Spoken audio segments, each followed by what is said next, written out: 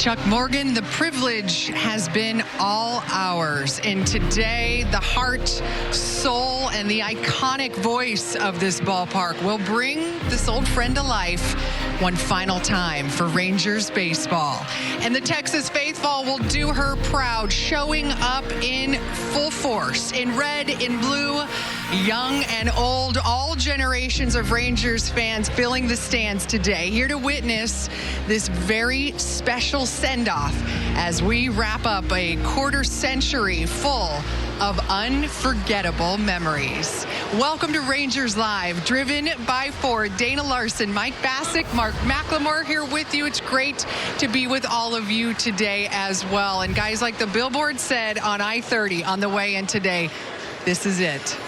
This is it today, Mac. Yeah, can you believe it? You know, when the season started, everybody knew this was the final season, and we saw the countdown clicker up here on the second level going, day by day, and now all of a sudden it's down to one. This is the last game at this ballpark ever. There's so many memories over the years, and including this year as well, and it's just one of those things, man, I woke up today, I was like, okay, this is it. So I guess it is starting to sink in a little bit with me. Yeah, and it sunk in with me last night. I was able to take the family to the game, and we went up and took our picture with just the one game left. And it's been a fun weekend, but also a little bit of a sad weekend. Yesterday, coming to the ballpark the last time with my family. Today, getting to the ballpark early, took a few pictures, and it's great to be here. There's just a little bit of sadness, though, in me that this is it. Well, it's not only the end of a season, it's the end of an era, quite obviously, and there is a lot of sentimentality to it, but it's a celebration as well, because all of the greatest moments that have happened for this franchise have happened right here. Yeah, they really have. Getting to the postseason for the first time, getting to the World Series, and not just getting there once, but going back to back. That's something that many teams cannot do and haven't done. So seeing all of those things, the records, Rafi Palmeiro getting 500 homers, Michael Young, Adrian Beltre getting 3,000 hits. So there have been a lot of things have gone on in this ballpark, and hopefully we'll be able to take some of those memories across the street and then create some new ones over there. Yeah, it was so much fun getting to go to this ballpark in 1994, 95, and 96 when I was still in high school, and getting to see Pudge and Juan Gonzalez. And I can remember going to a game where Mickey Tettleton hit 3 home runs, and seeing Mark McLemore, the doctor of defense, doing his thing at second base, and just getting to take it all in as a big fan, and dreaming someday of getting to play on that field for the Texas Rangers and/or against the Texas Rangers, and I got to do them both. And it's just been really fun to see it early on, and then after I was done playing, to get to see it as a fan, and to get to see the Texas Rangers become the best team in the American League, which as a kid growing up here just didn't seem possible, but then it became reality in 2010. Dreams coming true for you guys, for Rangers fans here. Certainly it's like a reunion here today, and it's been an incredible ride. That is why we are doing an extended pregame leading you up to the 2 o'clock first pitch, because there is so much to cover, including all of the great moments that have happened here. We will relive so many of them. Also, we've got a live interview with Rafael Palmeiro. He joins Emily Jones. We'll have that for you in just a moment. And very special live coverage of the national anthem and the ceremonial first pitch, which will be done by a surprise guest. So we are very much looking forward to that, and so much more over the next hour. And we always look forward to joining Dave Raymond and Mr. Ranger Tom Grieve, who are with us now from across the way. And as we look back, guys, it's so much of the history of this ballpark. This final season, of course, is a big part of that. We wanted to start with that, if you will. Your greatest memories from 2019, guys. Yeah, that's a great one, Dana. And obviously today, kind of a celebration tag. We're going to talk a lot about this ballpark's history, but I think it's important to focus maybe just a little bit on this season. So what of it? If you've given us some thought, what do you think? When I think of this season, I think of Hunter Pence. And you have to go back to the offseason when he retooled his swing with a hitting coach. He went to winter ball in the Dominican Republic to test out the new swing. He went to spring training having to make the ball club, and that in itself would have been a great story just to have him on the team and impact all the other players. But he went much further than that. He not only made the team, he became an all-star. He was one of the best players in the American League. He helped carry the team to a point in time during the first part of the season when we were 10 games over 500. So his overall impact on the team, as far as his leadership role and as far as the way he played, is what I remember from this season. Yeah, and I think that's probably a really good way to look at it. And it was tough. I mean, this was a really tough assignment. What one moment stands out? I think Hunter probably isn't a lot of them. In fact, if you were to pick a moment, you'd think about Hunter Pence grand slam on the road in Pittsburgh. There's the shutouts and all the great complete games this year. But for me, I guess what I settled on, and this was tough, but I settled on going all the way back to April, and Danny Santana made his Rangers debut. Now, here's a guy who did not make the club out of spring training. The Rangers were down 7-3 going into the 8th inning here at home, and Danny Santana pinch hitting for guess who? Patrick Wisdom, and he drives that triple to the wall. It scores 2 runs. The Rangers would score 5 runs in the inning, win the ball game, and that announced his presence on this team and what would become an unforgettable season for Danny Santana. And it kind of keyed this, this renaissance of guys like Hunter Pence, like Danny Santana, like Logan Forsythe, who at the time, we didn't know what to expect or if they're going to be big parts of this team. And at that point in the season, they really took off. Got above 500 with that win, and then we're on a nice long run from there. So for me, I had to dig around a little bit, I'll be honest with you. I had to eliminate some other great moments, but that's what I came up with was Danny Santana's big triple in the 8th inning of that ball game in his first at-bat of the season. But there are plenty more, as you guys know. No doubt, guys. Those are great. Love it. Thank you so much. Danny Santana co-signs on that one. He agrees. In fact, I asked him today about, did you expect anything like this to happen this year? And he said he actually isn't all that surprised at the success. He's surprised at the home run power that he found consistently, and now he just can't wait to show that he can keep it up. Yeah, and that's been a big surprise for everybody. I think what Danny Santana did pretty much shocked baseball. Definitely shocked the Rangers, and probably not himself except the home runs. And really, the home runs come not because you're trying to hit them. They come because you make hard, consistent contact, and that's what Danny Santana did. I mean, going into today's game, 28 home runs, 80 RBIs. But really what sticks out for me is that he put those offensive numbers up while playing all over the field. Left field, center field, right, first, second, third, short. That is very difficult to do, especially for a younger player, and he's still a young player. He's been around for a while, but never really done it like he did this year. And so you're trying to focus on playing this position, that position. Typically, something's going to fall off, and typically it's your offense. Not with Danny Santana. He continued this from day one, that first hit to the last hit, just being spectacular, going out and playing each one of those positions and playing them well. And that's what you want. He was very good at each one of them, and not just, hey, let's just throw him out there just because we need somebody there.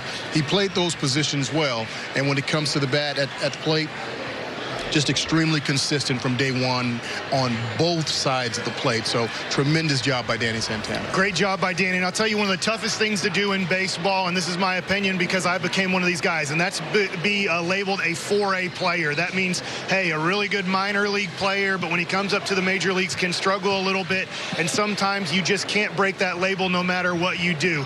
Danny Santana broke that label this year, starting on April 14th and continuing it all season. It reminds me a while back, one of my teammates, Gary Matthews Jr., was able to do the same thing in 2004 and 2005 and break that label. And hopefully for Danny, he breaks that label and becomes a consistent player for the Texas Rangers for years to come. Well, from some everyday players who had career years to a couple of guys in the starting rotation who may have gone from slight question marks at the beginning of the year to absolute stalwarts of this rotation. Lance Lynn, who will make the start today, Mike, he bet on himself that he was going to be able to regroup and regain his form, and the Rangers believed in him. He is so much more than a reliable workhorse. He is that and then some. Oh, a lot more, and he's my most surprising part of the staff this year. When it comes to hitting, it was Danny Santana. When it comes to pitching, it was Lance Lynn. Just because he struggled in Minnesota last year, was traded to these New York Yankees, and kind of was a middle reliever somewhat when he got traded over there, and he was able to come back and establish himself as a great starting pitcher in the major leagues. And when it comes to Mike Minor, he was just spectacular this year, especially the first half of the season. One of the 5 best starting pitchers in the American League this season, and you see the stat there. 2 guys on the staff able to get to 200 strikeouts this year, and they're both on the team for next year. You're not, as far as we know, we're not losing either one of those guys, and that's a good foundation for a rotation. I'll tell you what, these guys have done a tremendous job all year long. Lance Lynn, I think the one thing everybody kind of expected from Lance Lynn was innings, but the consistency that this guy showed, he ran off 18 or 19 straight starts of 100 pitches per game. That's tough to do, and going out there and being consistent and giving this team an opportunity to win every time he took the mound, and that's really all that you can ask for from a starting pitcher. Let's look at the veteran shortstop now. As we went from milestones for those starting pitchers, Elvis found himself chasing down a few milestones as well, and after 11 seasons with this franchise is now up there in so many offensive categories. He got to 300 stolen bases this year. That is, Mac, as you talked about recently, a phenomenal mark that we may not see anybody challenge for quite some time. I really don't think so. The game has changed, and you look at the Rangers' stolen base mark. They're leading all of Major League Baseball in stolen bases this year with 122, and it just doesn't seem like they're a running team, not like they used to be.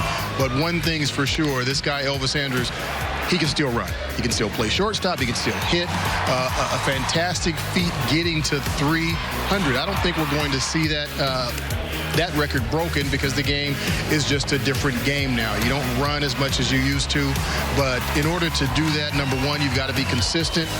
You've got to have the talent to do that. You've got to be able to read pitches. You've got to have those instincts, and Elvis has those instincts that you can't teach. He just instinctively knows when to go. He can pick a certain pitch from a certain pitcher and know when to go, when not to go. He's quick going both ways, back to the bag first or going to the next base. So also a member of the all-time team and is here today for all of these festivities. He's down on the field with Emily Jones. Thank you very much. A very familiar face around these parts, Rafael Palmeiro. Rafi, what were your emotions, I guess, driving into this ballpark, walking onto this field here today? Mix, I guess. I miss this place a lot. Obviously, I played here for 5 years as a player here, and then another 5 years as a visiting player. A lot of great memories. Not so good when I was with the Orioles coming back, but yeah, this is an amazing place. I still think it's one of the nicer ballparks in the country, but I get it. That new ballpark is really nice for the fans. You've had some fantastic moments here. It seems like the 500th home run was probably the one. I heard some great stories about that day leading up. It was Mother's Day, wasn't it? Take me back to that day. Mother's Day was that Sunday. My family had come in for the week, and my wife's family had come in for the week, so I had all week to hit a home run, and I hadn't have done it. I mean, it was just, I was under so much pressure and stress to do something personally for myself, but I wanted to get it done here at home, and it came down to the last at bat of the homestand that Sunday, and I was able to get a good pitch that, I was able to do something with. What do you remember most about this, other than that memory? What sticks out about this place to you? I think the 1999 season. We had a great team. We had, the stadium was always packed with fans. We had some great players. Pudge Rodriguez won the MVP. We had one on the team, Gonzalez, Rusty Greer, Kenny Rogers. I mean, the whole team we had a big time team. And then we ran into the Yankees, the mighty Yankees. They were in the middle of that stretch of championships. But for me, that was a great year personally and for our team.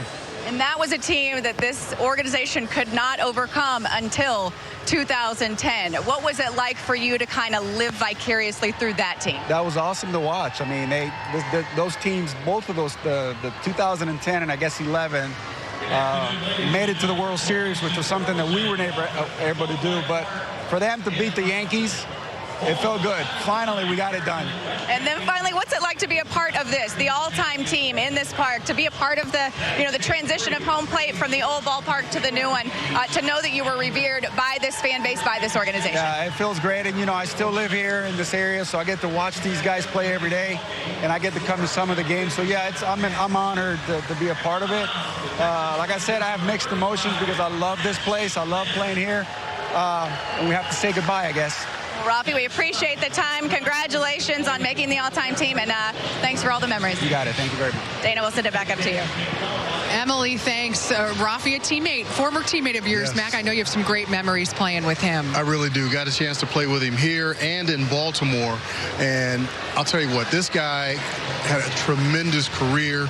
And for me, he's the most underrated player of my generation, of my era.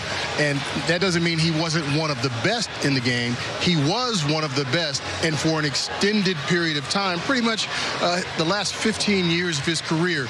First 5, were good years, and then all of a sudden, boom, he started becoming that superstar player. Now, he's one of only 6 players to be in this exclusive club. 3,000 hits and 500 home runs. 6 guys. 18,000 people have played Major League Baseball. Only 6 are in this club, and Rafi is one of those. He is just, you kind of look at his offensive numbers. They're great, but, man, he could pick it. Probably the best defensive first baseman that I've played with. Multiple Gold Gloves. Just an awesome player. You talk about clutch. I came up with a thing, when playing here with him, that whenever he came up with that clutch hit, I'd sit next to him. I know a lot of people aren't gonna remember this because they don't make a whole lot of cars with clutches anymore. But I would just sit and I'd push my foot out. Clutch. Because that's what Rafi Palmeiro was. This guy, you want him up with the game on the line. And in all the years that I played against him, knowing that he was coming up, it was like, oh, man, just walk him. Just walk him. That's it. But one of the best players that I played with, and definitely the most overlooked player of my generation. It was tough for me as a fan of the Rangers because I loved Rafael Palmeiro, and I also loved Will Clark. And so when Rafi was leaving, I was mad. And then they got Will Clark, and I'm like, well, that's good too. So it was a tough one as a fan to be like, Rafi and Will were 2 of my favorite players. Oh, and don't get Mac started on Will Clark stories. Yes, we'll be here all day. I got some Will stories. Boy, are there some VIPs in the house today. So much great stuff coming up in the post-game parade. You're going to see so many of them as well. We're counting down to the game. The Coors Light Mountains are blue. It's close to game time. We're back with more right after this.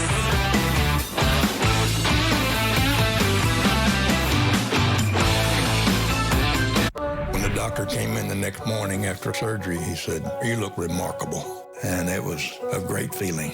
They reinvented me. It was a miracle. I got a new life. Here's to those who never settle. 1,000 bonus cash only at your Best in Texas Ford dealers. So that early retirement we planned, it's going okay? Great. Now I'm spending more time with the kids. I'm introducing them to crab. Crab? They love it. So you mentioned that money we set aside. Yeah, the kids and I want to build our own crab shack. Oh, you're finally building an outdoor kitchen. Yep, with room for the whole gang. See how investing with a JP Morgan advisor can help you. Visit your local Chase branch. Whenever you find yourself hungry for something real, simple, and true, we're here for you. That's what a hamburger's all about. Bill Dickinson here with Dallas Truck World, Texas's premier destination for pre-owned trucks, cars, and SUVs. And I want you to be 100% satisfied with your purchase. That's why I offer a 7-day return policy. So find your next pre-owned vehicle at DallasTruckWorld.com. My dream is is to help other traumatic brain injury survivors. A year from now, I plan to be in graduate school. My family is what drives me. I want to show them that you're strong, you're resilient, and you can keep going. Here's to those who never settle. Hey guys, I want to invite you to the Clay Cooley Auto Mall. We have Kia, Chevrolet, Chrysler, Jeep, Dodge Ram, and Nissan. We are located in Irving at Carl Road and the Clay Cooley Highway, 15 minutes from anywhere in the Metroplex. Come let us show you why you should be a Clay Cooley customer. Hello, friend. Frontier here with a quick reminder. Don't go it alone. Need anything? From reading your bill to learning more about your tech, please reach out. We're always here to help with 24/7 tech support. Yep, 24/7. And you can easily reach us on Twitter at AskFrontier or online at frontier.com/help. We're always here to show you the way to an awesome experience with us. Remember, you've got a friend on the digital frontier. Frontier, don't go it alone. Hey guys, Clay Cooley here with Clay Cooley Nissan in Irving. I want to invite you in to test drive a new Nissan today. Whether you're looking for a car, truck, or SUV, we have the one you want at the price you will love. We will work hard to earn your business. Come see Clay. Night means only one thing. High school football. The future of football starts here. Football Friday, powered by Dave Campbell's Texas Football. Rangers Live is brought to you by the Texas Ford dealers. Ford is the best in Texas.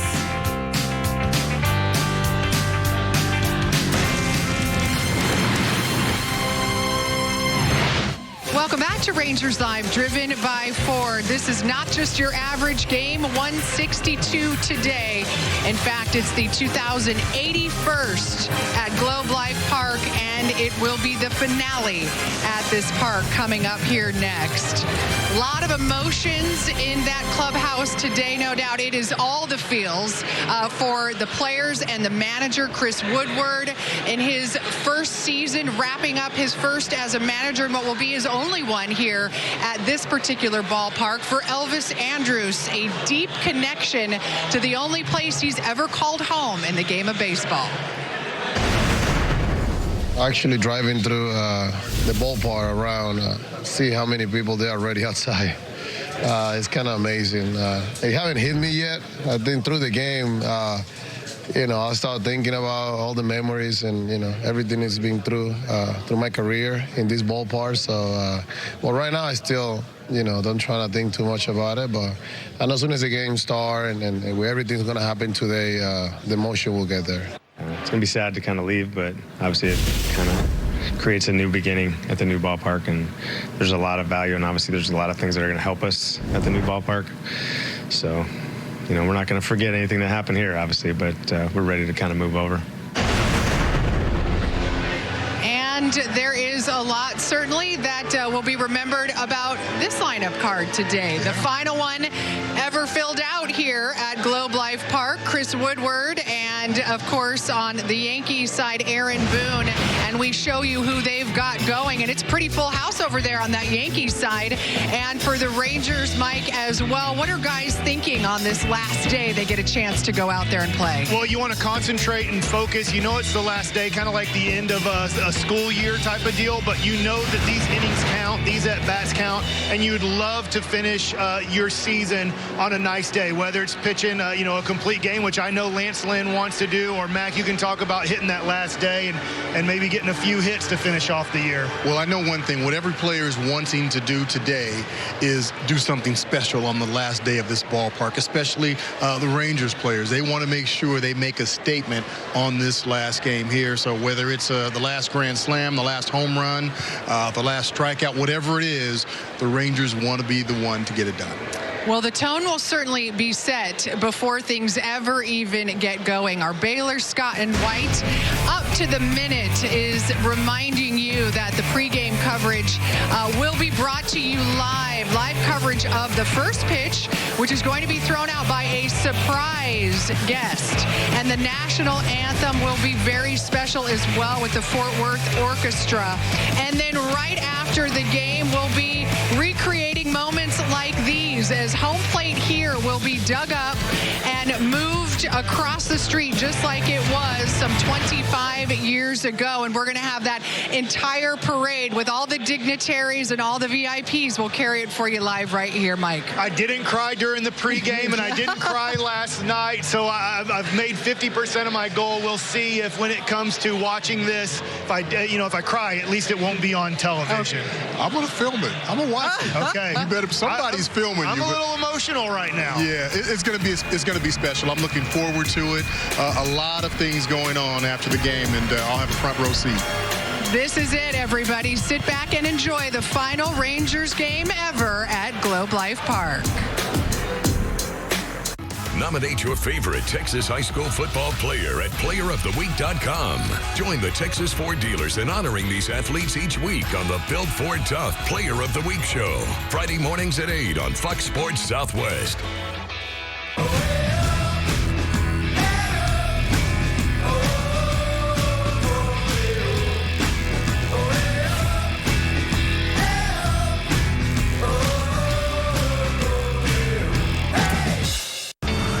It takes a Titan to build a community.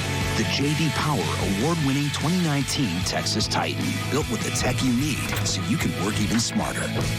Plus, Titan is backed by America's best truck warranty. You've got work to do, and we've got your truck. Now get the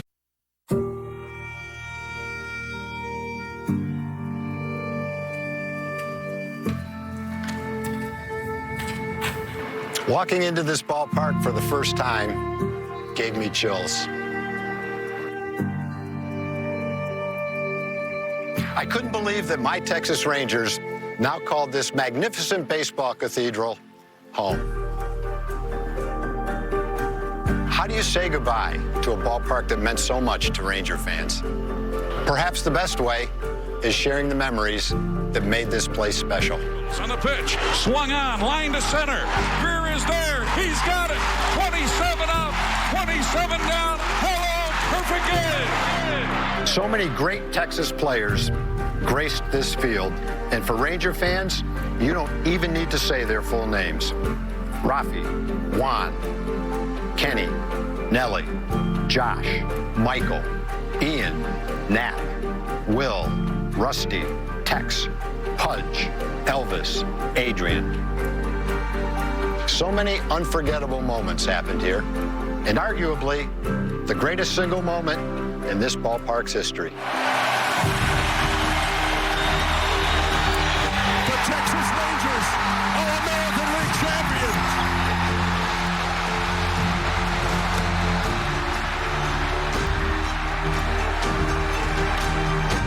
Every fan has their own special memories. Taking a child to their first game, catching a foul ball, getting a special autograph or souvenir. And it is gone. Enjoying traditional ballpark treats, baseball outings with family and friends, witnessing history. Everybody on their feet at Globe Life Park. 3-0.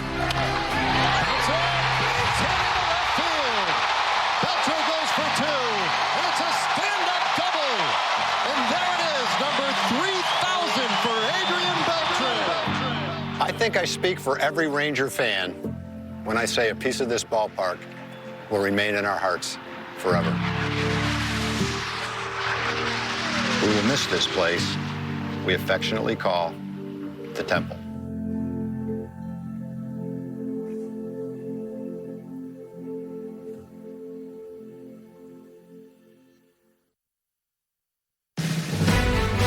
Well, before we say goodbye to Globe Life Park in Arlington this afternoon, we have one final opportunity to take it all in. One last baseball game to enjoy, and one more chance to make a lasting memory.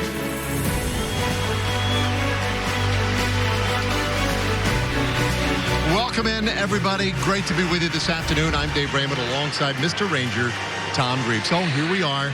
This is it. The final game in Globe Life Park history. There's a lot of history in this franchise. There's a lot of history in this ballpark. But if you're looking for a little perspective, what does this day mean, perhaps in the grand scheme of things?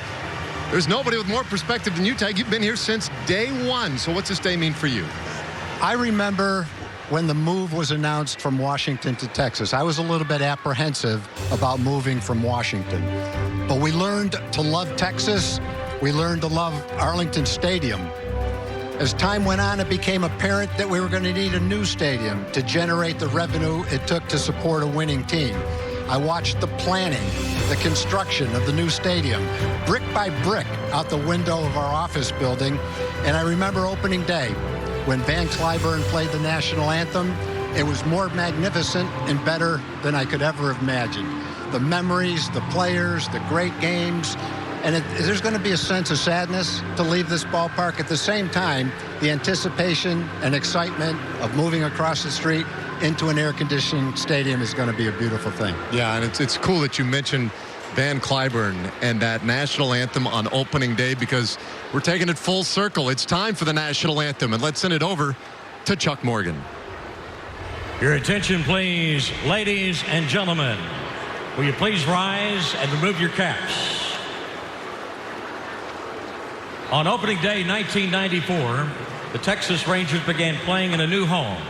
On that day, fans in the ballpark, as well as fans across the nation, heard one of the greatest renditions of our national anthem ever performed at a sporting event. The Fort Worth Symphony Orchestra, accompanied by Fort Worth resident and award-winning pianist Van Cliburn, performed the national anthem that day. Today, in honor of the final game at Globe Life Park in Arlington, we invite everyone to join in singing the Star-Spangled Banner as the Fort Worth Symphony Orchestra, under the direction of Maestro Miguel Harth Bedoya, honors America with the playing of our national anthem.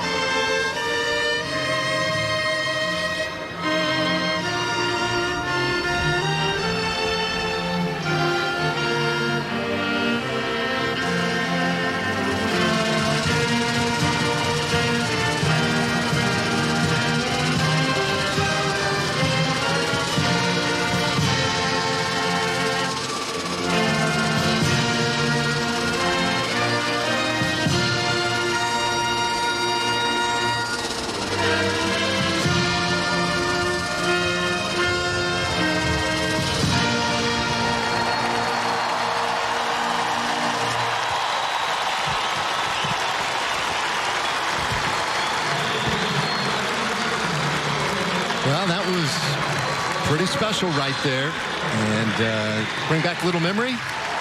It's amazing when you talk about going full circle. We were just talking about the opening game here when Van Cliburn played the piano with the Fort Worth Symphony. And then to close out this stadium on the last day and see the Fort Worth Symphony perform the national anthem with such dignity. It really is an emotional thing. Yep. A great start to the day, a day where we're going to see so many special moments like these unfold before our very eyes. And it is moment number 2, in fact, as we send it down to Emily Jones standing by with Kenny Rogers. Yes, with Kenny Rogers. And Kenny, you just said, I haven't been here in a while. I want to take it all in. What's it like to be back here in this situation? Well, it's exciting. My new era is going to start, I guess, for a new stadium. But to come and send the old one off is really a privilege. Can't let you go without talking about the perfect game, what that was like. And coming back here, does it bring back those memories? Well, it does. It's been a long time, but yeah, it was a special day for me for sure, but something I'll remember, and hopefully everyone else will too. But you know, there's some better things coming hopefully here for the Rangers. Well, Kenny, we appreciate you being here. Congratulations on making the all-time team. Thank you. Chuck, we'll send it back to you. Your attention, please, ladies and gentlemen. We direct your attention to the field for the final ceremonial first pitch at Globe Life Park. Catching the first pitch today, he's the winningest left-handed pitcher in Texas Rangers history. And he gave us one of the ballpark's greatest moments in its first year, when he became the first left-hander in American League history to hurl a perfect game. Ladies and gentlemen, catching the first pitch today, please welcome a member of the Texas Rangers Baseball Hall of Fame, number 37, Kenny Rogers.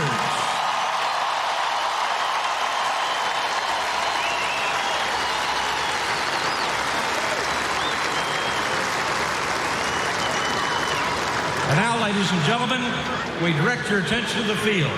Going out today's final ceremonial first pitch. He is baseball's all-time strikeout king with 5,714. He hurled a Major League record 7 no-hitters. Ladies and gentlemen, please welcome a member of the National Baseball Hall of Fame, number 34, Nolan Ryan.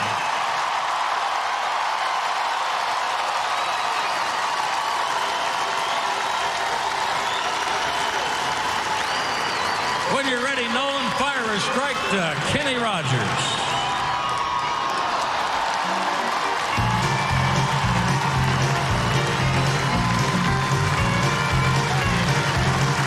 God, that was awesome.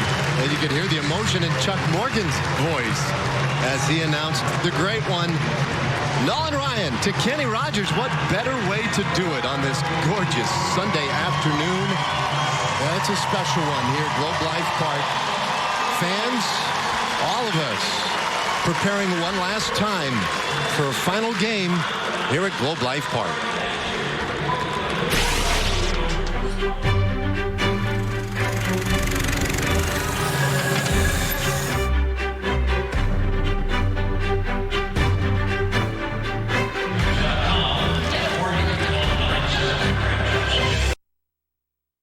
Texas Rangers.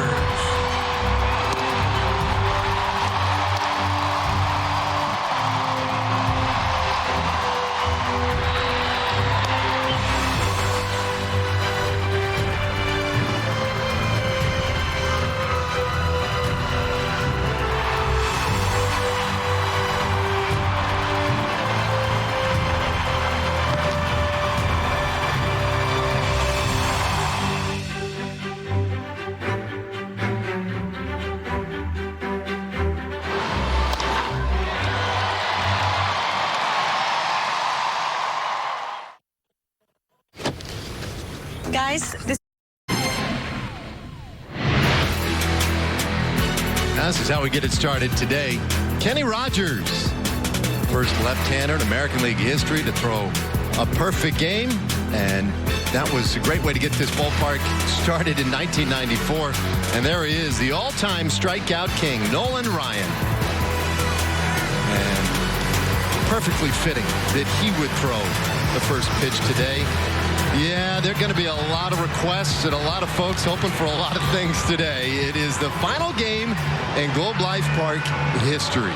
And we've got nothing but sunshine today. Our Shinerbach spotlight is right on this ballpark. So today's game will be number 2081. There have been nearly 22,400 runs scored here. Second most in Major League Baseball since its opening back in 1994.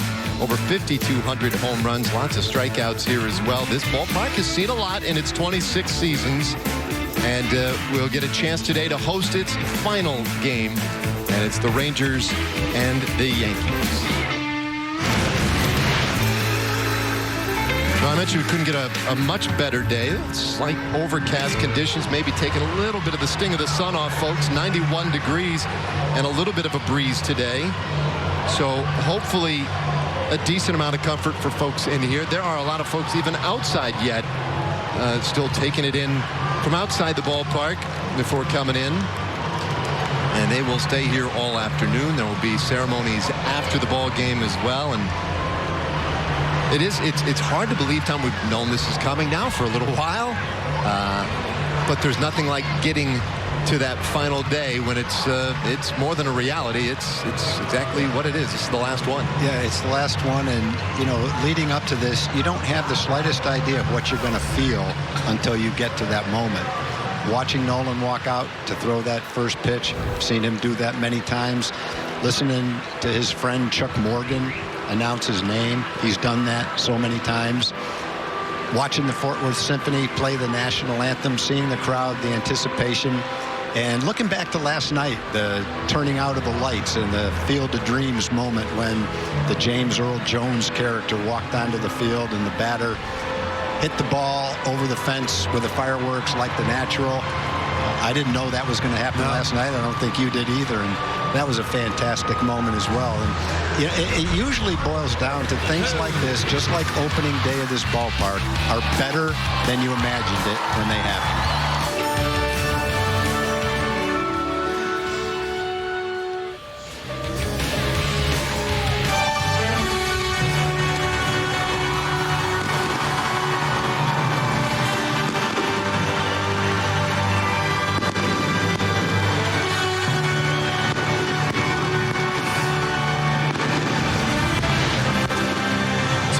Song is such a part of this ballpark too. We didn't have time to show the whole thing, but for maybe a minute he walked, James Earl Jones' character walked from the warning track toward the pitcher's mound, reciting a lot of the things that he had said in the movie, and that was pretty moving.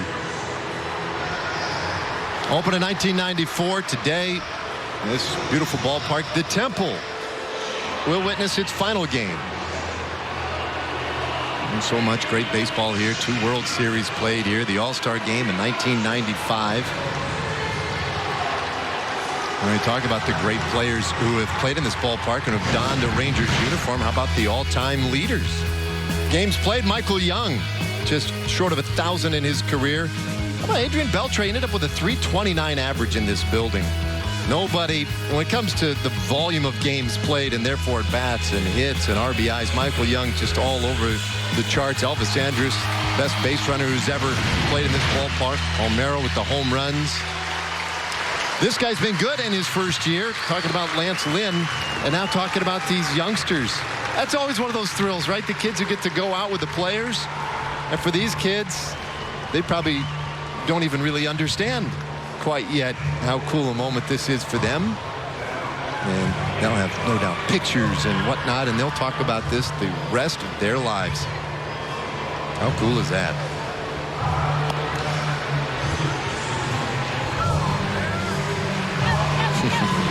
I hope they've recorded it at home so they can keep it in a safe place and show it to their kids someday.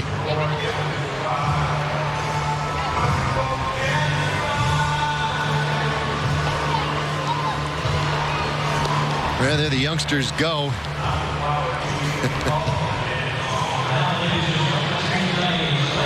Lance Lynn makes a start. He's been so good this year. Yeah, let's take a look at Lance's pitch arsenal. A lot of four-seam fastballs, high fastballs, anywhere from 94 to 97 miles an hour. He'll throw some two-seam fastballs, more sinking action, cutter, curveball, changeup. He's thrown 100-plus pitches in 30 of 32 starts. And I think it's fitting that Lance gets the last start on a 90-degree day against the Yankees as we close this ballpark, because he's been the toughest, grittiest, go-get-him pitcher on the staff all season long, and he deserves to be out there when it's at the end. Now, perfect way to finish it. Now, the Yankees, 103 wins, 58 losses. They have a 7-game lead on Tampa. They're headed to the postseason. DJ LeMahieu leads it off at first. Aaron Judge bats second, and Brett Gardner in center field bats third. It's Stanton, Torres, and Sanchez in the middle. Gregorius at short, Urshela at third, and Cameron Maybin in left field rounds it out. We'll take a look at the Rangers defense. It's delivered this afternoon by Texas Department of Transportation. Willie Calhoun, Delano DeShields, Danny Santana form the outfield. On the infield, Nick Solak gets a start at third base. Again, Elvis Enrugi up the middle. The Condor, Ronald Guzman, is at first. And the youngster Jose Trevino, who's done a nice job offensively and defensively, will be behind the plate. Now that first one in there for a strike this afternoon. 91 degrees, our game time temperature. And this is our final game. Good breeze today out of the south-southeast per usual, 14 miles per hour. We'll count quickly 0-2 on LeMahieu.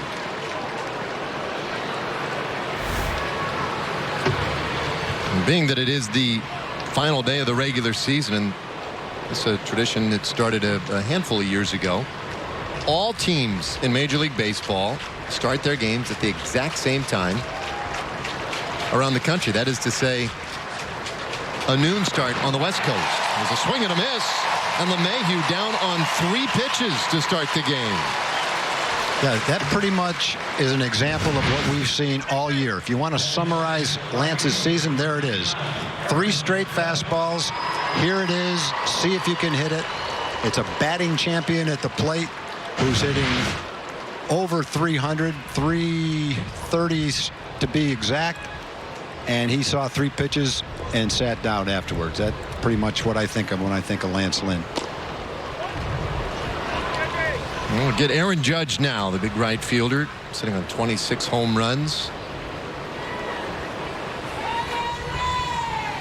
Yankees will host the division series, or at least have home field advantage against the Twins. This one lined out to center and tracked down by DeShields. What a spectacular play by Delino there, 2 away.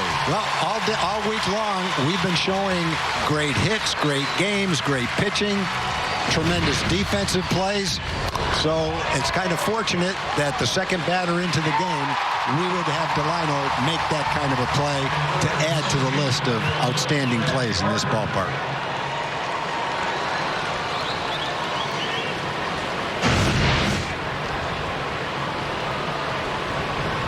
Two up, 2 down for Lynn. And here's Brett Gardner. He's the longest tenured Yankee, and he set career highs this year for single season home runs, RBIs. Big year for him.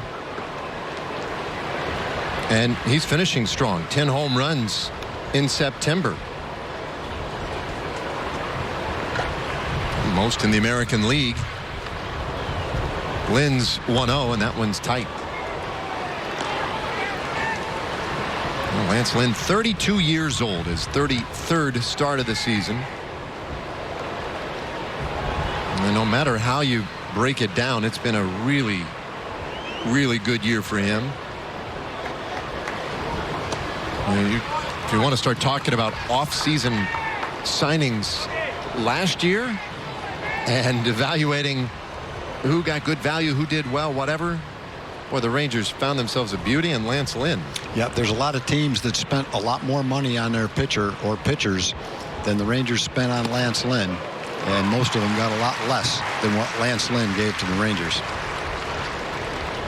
He goes 3-1 on Brett Gardner. There you see how he stacks up in the American League and wins, innings, strikeouts. Nobody's thrown more pitches this year than Lynn. He is a workhorse. And it's a full count on Gardner. Now, this is his 33rd start. He hasn't missed a start. Well over 200 innings. It's been a pleasure to watch him compete. 3-2 pitch, and that one rifled up into the seats. Remains full on Gardner. Rangers won yesterday to even the series. They beat the Yankees 9-4. Series started Friday night with a 14-7 Yankees win. A lot of home runs in this series. Big home runs too. A grand slam yesterday by Rougned Odor. 3-2 pitch, and it's fouled away.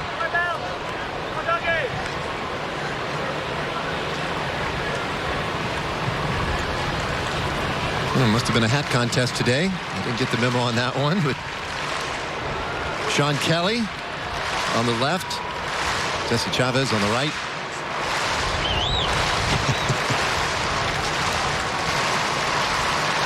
Good work. Here's the payoff.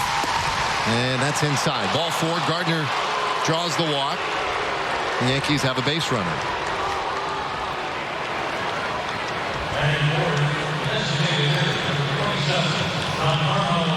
The Yankees have 3 or 4 days off between today and their first postseason game. And so sometimes you might see in the last day of the season a manager rest his regular players. And they may come out before this game is over. But I think Aaron Boone feels like he has to play his players today. With 4 days off, he wants them to get the competition today. They're in a funky spot with the way the schedule plays out. And, of course, with all the injuries and just trying to get guys back and in a rhythm. Yeah, I would not like 4 days off between the end of the season and the postseason. You just don't know. You lose possibly your edge. I can remember the World Series 10 or 15 years ago when the Tigers were the best team in baseball. They had almost a week off. They lost their edge, and the Cardinals won the World Series. The Tigers were the best team that year. But it's tough to stay sharp, the competitive edge that you need when you have that much time off at the end of the season. The Yankees have a number of guys who have had a lot of time off because of injuries who are back to being healthy. They're ready to go. They're certainly not tired right now.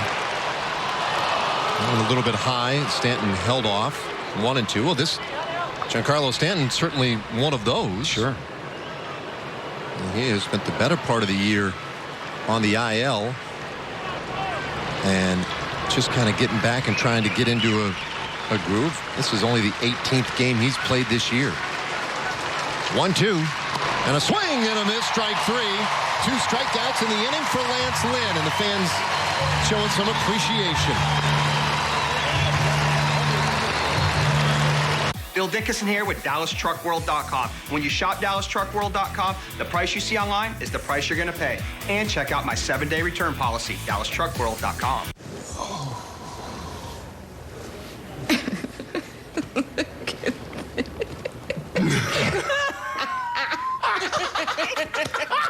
When you're overpaying, get it on eBay. The Kia Sorento comes standard with a 10-year, 100,000-mile warranty. SouthwestKia.com. State-of-the-art design. Available third row. And intelligent voice control. Hey, Mercedes, change lighting to soft blue. The 2020 GLE. It's the luxury SUV completely reimagined. Lease the GLE 350 SUV for $679 a month at your local Mercedes-Benz dealer. Mercedes-Benz, the best or nothing. It's game day. A day that should be spent in the living room, not the kitchen. So next game, you just worry about the score, because we've got the food covered. With hand-battered, cooked-to-order, always fresh, never, ever frozen chicken fingers, craveable cane sauce, crispy crinkle-cut fries, and jugs of freshly made tea and lemonade. Raising Cane's Chicken Fingers, one love. Go Cowboys!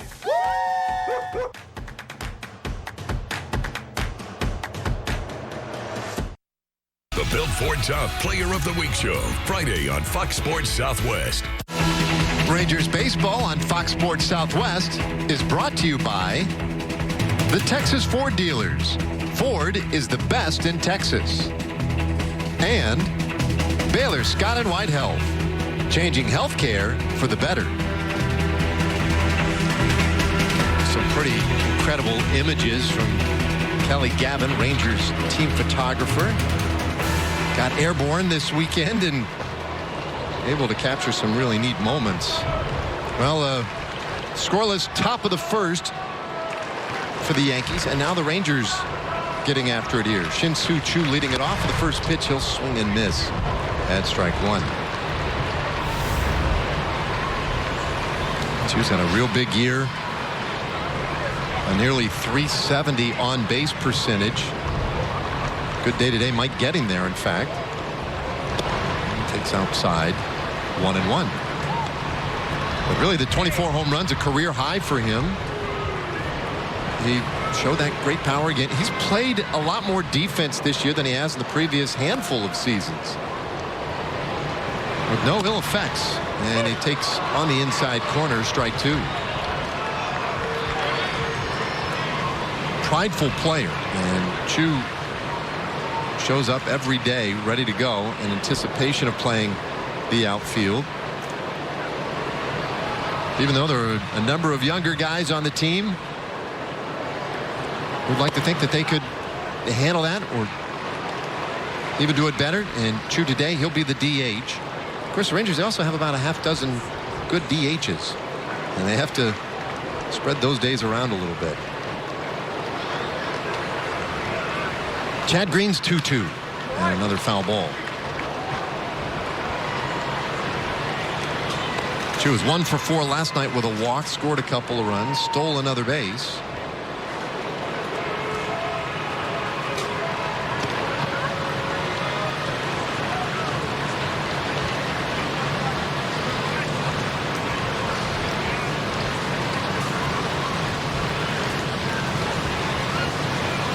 And Green's 2-2 offering foul back again.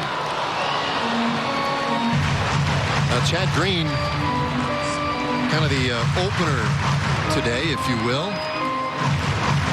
The Yankees have worked hard to prepare all of their starters for that type of reality in the postseason, and all of them have pitched behind an opener at least a couple of times this year. 2-2 pitch, breaking ball misses in. And Green, a guy who has made 15 of these types of starts now. Part of overall now 54 appearances.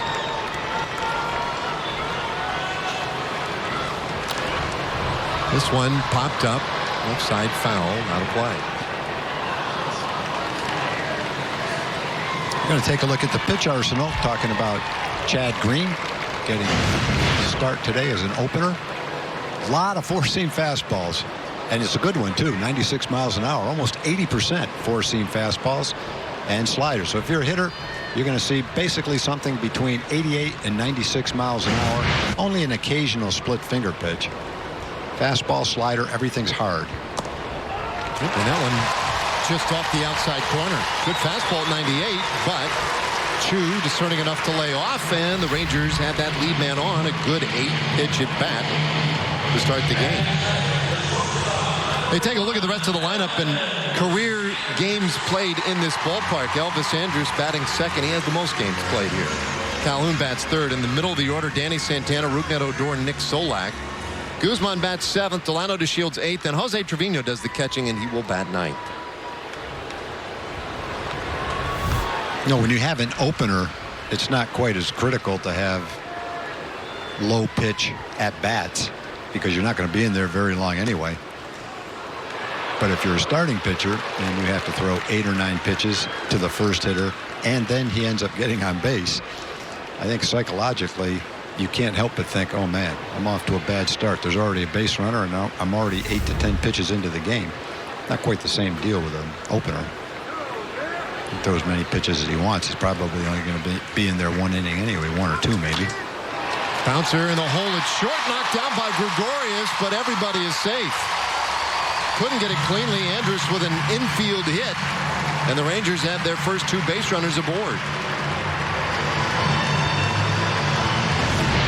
Obviously, there's nothing on the line in this game, but at the same time, if you're one of the Ranger players and you come out for the last game in this ballpark and there's 50,000 plus in the stands, you want to play well, and you want to go out in a game that the team wins to reward the fans, and not to mention the fact that it's also against the Yankees. So I think there'll probably be more motivation in this particular last game of the season than there will for most other last games of the season, games in which there wasn't postseason on the line. 2 men out there for Willie Calhoun. Runners going. Pitch is a strike. The throw to third goes into left field, and Chu heading to the plate. Andrus will go to third on the error. Rangers get that first run of the afternoon. That's the 3rd time in this series where the Rangers have had a double steal with men on first and second. And I don't know how meaningful that is for the Yankees as they go into postseason play, but There's a lot of teams scouting the Yankees, a lot of teams. The teams that they're going to play in the postseason are all watching, and the Rangers have had their way on the bases. The Yankees have done nothing attempting to stop the Rangers from a double steal. It's not, today shouldn't have been a secret. They've done it twice already. They're kind of taking advantage of the situation. Calhoun in a hole now, 0-2. 130 steals for this team, most in baseball. This will be the first time they've ever led Major League Baseball in stolen bases. And for Elvis, it's 30 steals for him. It's his 5th season of at least 30 stolen bases, but the first that he has had since 2013. 0-2. Calhoun takes it high. I remember sitting down with Elvis a couple of winters ago, and it was after his big power surge in 2017, and he said, I want to get back to being one of the most feared base runners again. I want to steal 40 bases. Last year was injured too much to make that happen. This year he has come out and he hits that 30 steal plateau. Strike 3 called. Calhoun down looking, one away. A good fastball by Chad Green at 97 miles an hour. Probably a little relieved to get that first out of the way. 15 pitches into the first inning. Rangers would love to pick up that second run. Man on third with nobody out. You don't want to let him stay out there. On the infield in, Santana at the left side, and he swings, and it's just a little piece of that first fastball, strike 1.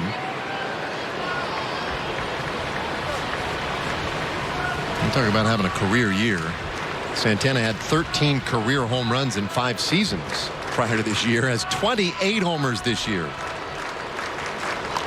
Shoots this one foul, 0-2. All right, our T-Mobile connection to the game is about Danny Santana.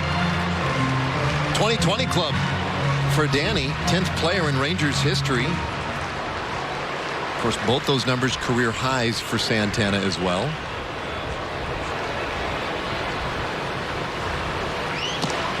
He strikes out here, 2 away. There have been a lot of fastballs so far in this game from Lance Lynn and now Chad Green. And some good hitters have had at-bats where they saw all fastballs and came up empty. It was a pretty good example. Nice tailing action on that fastball. Not like he threw a fastball right down the middle. That ball looked like it had some good movement on it as it tailed toward the outside corner.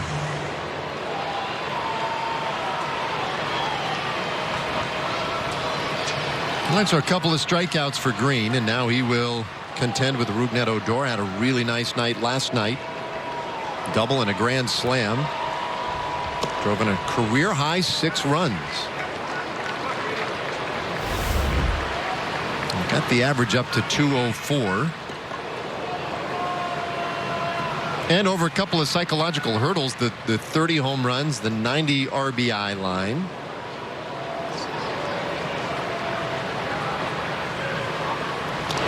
Fouls it back, 1-1 the count on Odor. Nobody in baseball has driven in more runs than Odor this month. 25 RBIs in September. And he's got a guy down at third at the moment. Simple base hit would do the trick.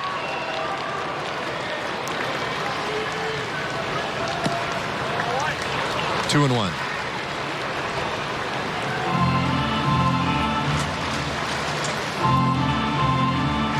It's been a season of a lot of frustration for Rugi. But we talked about it a little bit last night. To his credit, man, he has grinded it out day by day. The 2-1. Inside, ball 3.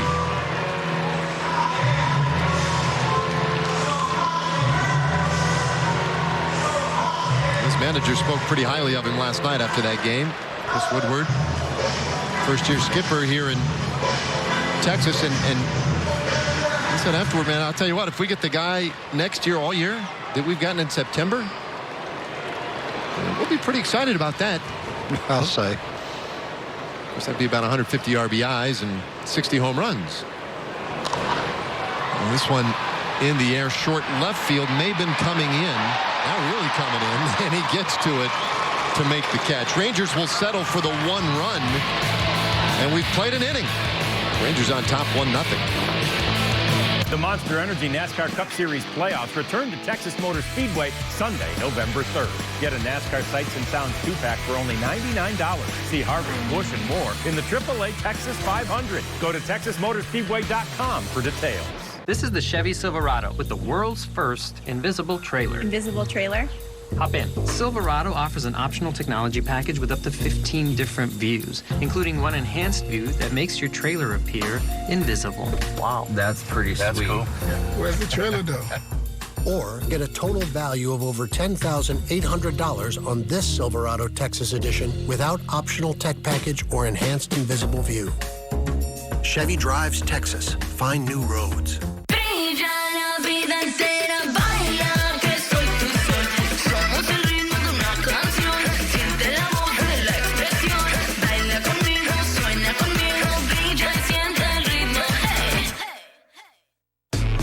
There's a new food obsession sweeping the nation, and there's only one place to get it. A toasted cheddar chalupa. Incredible. Pretty much any Taco Bell. Toasted cheddar baked on the shell of a chalupa. The new toasted cheddar chalupa, only at Taco Bell. Nothing is more important. More important? Than my health. Our health. You got it. Care and caring. Hi, I'm Kimberly. When I want it, where I want it. What's a sign that it's healing? Led by innovation. And faith. Care on your terms. It's as important to us as it is to you. And we're just getting started. Texas Health, right there with you. You are looking live at our Buyers Barricades Countdown Construction Camp. That is Globe Life Field. And worked on across the street. Plaza over there next to Texas Live. First pitch taken for a strike here in the second inning. And this is what it looks like from across the street. You're looking back at the ballpark. Now the parade, part of it will come right through here after the ball game. 0-2. That's a cool look. And I mentioned this last night, Tom, but when we have been over in the new ballpark, a couple of times I've noticed that you'll have that view of Globe Life Park from the ballpark. Like if you're behind the home plate area, you can be looking out to left center, and that's what you would see through the big glass windows. And there will be obviously some things between you and Globe Life Park, but it's visible off in the distance. 1-2 to Gleyber Torres, and he takes high. 2-2. So that's the look. So that's cool. It's not, it's not going anywhere. Can't move it. There aren't many major league ballparks who have another major league ballpark just as beautiful right next door. Pretty true. Another strikeout for Lynn, his third of the afternoon. Yeah, and there's been some bad swings at Lance this afternoon. Gleyber Torres hitting 280 with 38 home runs, and that fastball looked like it was 120 miles an hour, thrown at night with the lights off. It's 5 swings and misses so far now for Lynn. This Stanton and Torres really had no chance in those two at-bats.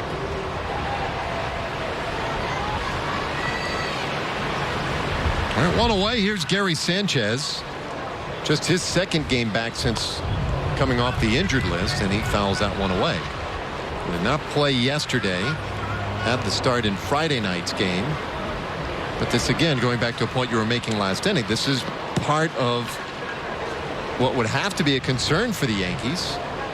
Getting these guys some playing time, getting them in a rhythm, in a groove. That one a little high, 1-1. They'll be fresh.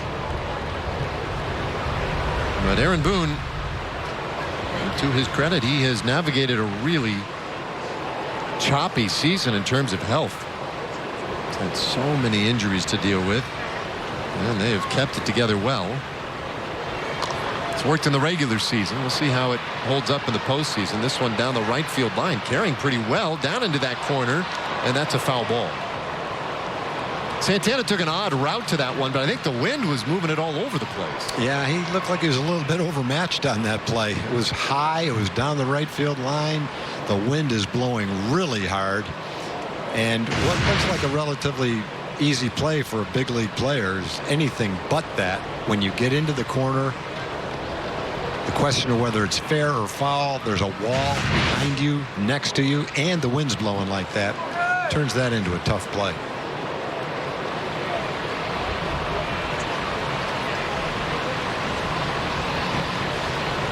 Ball and 2 strikes on Sanchez.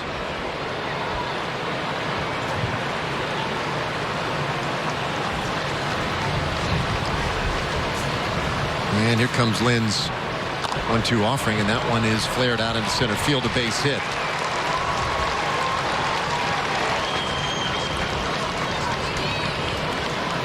Taking a look at our Kubota power stats. Lance Lynn's had a really nice year in terms of strikeouts. And in fact, third best in franchise history. Ryan with 301. Yu Darvish 277, the 2 best seasons. Lance will finish with the 3rd best season in franchise history. And you can see, not happy to have to throw out that baseball. That was great. Good look right there from Lynn. That's what irritated him on a recent road trip. Got him in a little bit of an argument with a plate umpire over that. Like, why would that ball have to come out? It was hit out to center field on the grass. Shields threw it back in. And Lynn's point is, like, there's nothing wrong with that ball. Didn't scuff off a brick wall, didn't hit in the dirt. And he got into that little tete with an umpire a couple weeks ago. And the line that came out of that was, we got a flight to catch. This one popped up. 3rd base side. And Elvis is there, 2 away. Let's check in with Emily.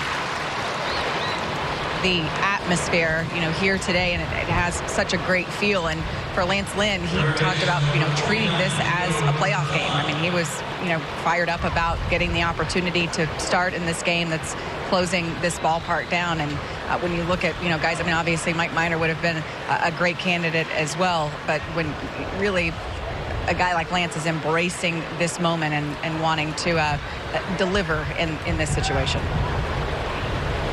Yeah, and Woody had some comments about it too, is that fastball hits the outside corner for a strike.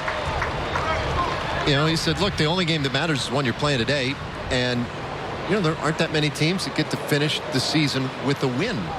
And he felt like it was important. Finish strong, play well, have a good game today. Well, I agree 100%. We're talking about it earlier. Just for general purposes, that's what you do when you play a baseball game, is you try to win it. But the last game in this ballpark, 50,000 people. I'm glad Lance Lynn is on the mound. Love the way he attacks the hitters. Doesn't matter to him if it's 40 degrees or 140 degrees. Well, he picks up his 4th strikeout this afternoon. And after 1.5, the Rangers lead 1-0. My bone marrow transplant was in 2004. I came back and I continued to ride. Exactly 1 year after my transplant, I did ride the Hotter Hill 100 in 4 hours and 45 minutes. Keep riding it as long as you can, right? Here's to those who never settle. Is this the new iPhone? Yeah. I've been waiting for this all year. Verizon's got the new iPhone 11 and iPhone 11 Pro. It has 3 cameras. I need this color. This is so amazing. And when you get iPhone on the best network, you get so much more. That is so cool. Like up to $700 off iPhone 11 Pro when you switch on America's most reliable network with Apple Music included. Seriously, how could you get the new iPhone and not put it on Verizon? All right, so can I keep this? Why get iPhone anywhere else when Verizon gives you more? Whenever you find yourself hungry for something real, simple, and true, we're here for you. That's what a hamburger's all about. My heart stopped for over 2 minutes. The odds of you making it is pretty slim. I look at life a whole lot different. I'll get to see my grandkids grow up and get married, and I'll live my life to the fullest each day. Here's to those who never settle. Oh, 1-0 Rangers lead. And how about a Progressive Insurance Stadium Confidential with Emily Jones? So we're on the 4th floor. This is where the Rangers offices are. There is a little known treasure, a door that leads to somewhere I think very few people know about. Tell us about it. Well, a lot of people come up here all day long and walk down this hallway, and if you make a left here, you go to the ticket office. But if you look at this door straight ahead, it goes to some place that most people don't know about. These apartments were used for various guests in the ownership group if they'd come in overnight. The First Lady, George H.W. Bush's wife, Barbara, stayed here several times when she would come to visit. She did several pregame ceremonies and events here at the ballpark. She would stay here. That's pretty cool. There's Laura Bush and George Bush. Tom Schieffer on the right.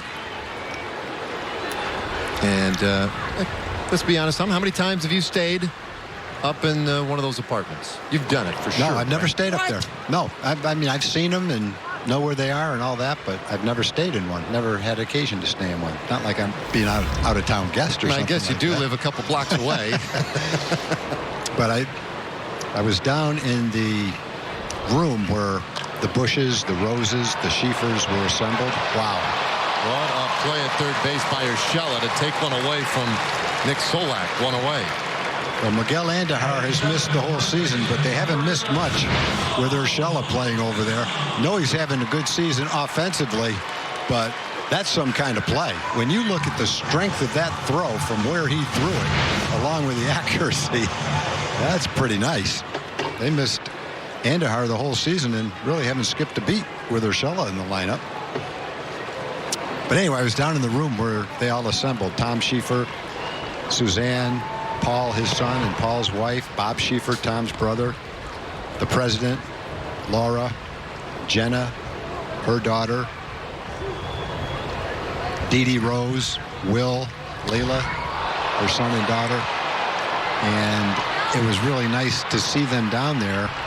And everybody reacts differently to the last game, but this is such a huge part of their lives when they own the team together, and we're at every game, sat at every game. Families became close. It's an especially touching and emotional moment for those families. Sitting in the same seats, third row, just off to the first base side of home plate where they used to sit back in the day. Tom and the president, Laura and Suzanne.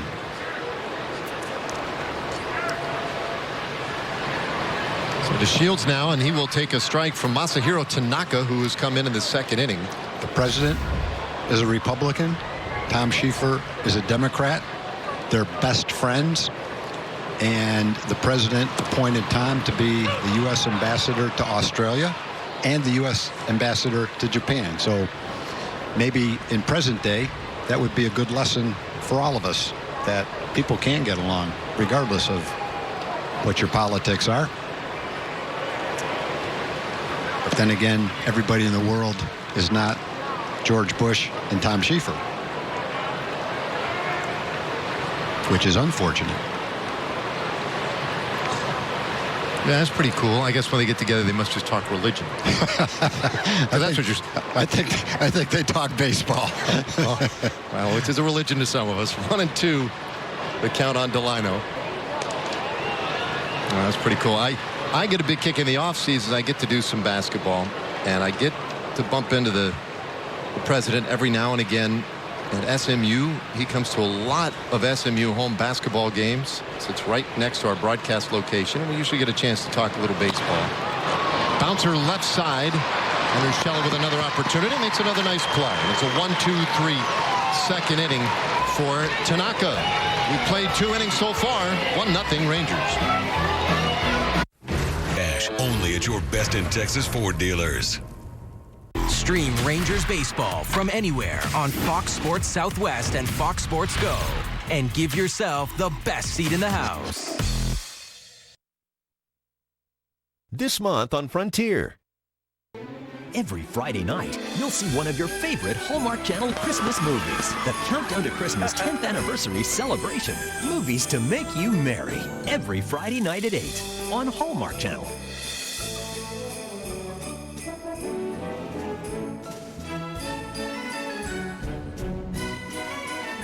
See Hallmark Channel in HD on Channel 740.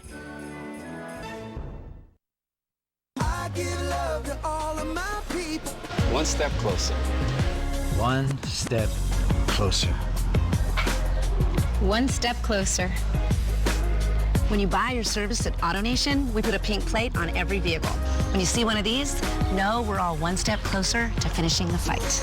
Right now, lease a brand new 2019 Honda Civic for only $159 a month and help drive out cancer. Drive pink at AutoNation Honda. Dallas Cowboys Game Night tonight on Fox Sports Southwest. Rangers baseball is brought to you by DallasTruckWorld.com. With over 800 pre-owned trucks and SUVs in stock. That looked pretty good back in April of 1994. And looks pretty good today. Back then, known as the Ballpark in Arlington. Today, Globe Life Park. Cameron Maben swings at the first offering from Lynn and lifts it down the right side. Heading foul, Santana runs out of room.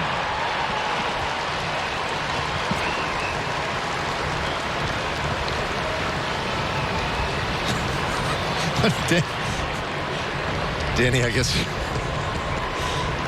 suggesting that maybe the only way to get that would have been to, what, jump over the wall like that? He's been used everywhere.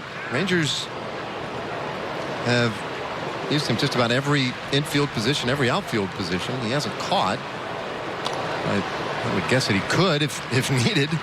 0-2, the count on Cameron Maben. 1-0 Rangers on top here in the third. They had a big game Friday night. Of course, a lot of the Yankees had big games Friday night. They scored 14 runs. A game that saw the teams combine for 9 home runs. Maben strikes out one away. Right, let's check in with John Radigan. Yeah, Dave, one of the things I remember about being here on opening day in 1994 was there were only a couple things that made the trip from the old Arlington Stadium: the foul poles and home plate. Home plate was dug up from Arlington Stadium and brought over here and placed in this spot where it has resided for 26 seasons. Well, guess what? Home plate is moving again. It will go further south to Globe Life Field, and after the game there will be a ceremony where they raise the plate from here, literally parade it over to Globe Life Field, and then I'll be there to MC the ceremony as they place it in its new resting place, its new home. It will be a new era in a new stadium for Rangers baseball. That's all happening right after the game. We'll have it all for you live, guys. Right on. It's like, you know, move the furniture around. Gotta try the chair over here, try the couch over there. So we'll just move the plate over a little bit further. Oh, Emily almost got that one. Rocket foul off the battle of Mayhew. Yeah, it's hard for a right-hand hitter to hit a ground ball. What happened? That far. Everyone's okay down there. Okay, everybody's okay. Okay, I think everybody's okay. So I was turning around waving at Adrian and Sandra Beltre in their suite. That's why I wasn't looking. Can I make a suggestion, Emily? Sure. Don't do that when they're pitching. Are you okay? Yes, everyone's fine. Hayden, did it get you? No, it didn't get anyone. Oh, the best part of it hit you. I think the best part of it is, did you know that it even happened? I didn't know. There was a lot of commotion and it freaked me out. So I I think I ducked. So, God, Adrian again, getting me in trouble. Yeah, it's always a distraction. Odor takes care of LeMahieu, and there are 2 gone. They'll bring up Aaron Judge. A pretty impressive 10 hitters for Lance Lynn. He struck out half of them. The only hit was a little blooper into center field by Gary Sanchez, who hit a curveball. Pretty much exactly what we've seen from day one for 33 starts from Lance Lynn. Mid-90s to above fastballs, challenge the hitters, go right at them. When this game's over, he will have thrown over 100 pitches. Done that every time this year except 2. And probably an hour and a half from now, when he's closing out this start, whether it's the 6th inning or the 8th inning, a little earlier or a little later, he'll still be throwing 97 miles an hour. Couple of near misses here to Aaron Judge. And Judge lined out to center field. A great play by DeShields in center, laying out to steal the line drive for an out. This one fouled back. It's 2-1. You know it's a good fastball when you've got a hitter like Judge up there, and you've already thrown him 2 fastballs that just missed. So he's seen your fastball. He's been up once already and seen your fastball. It's all he's seen.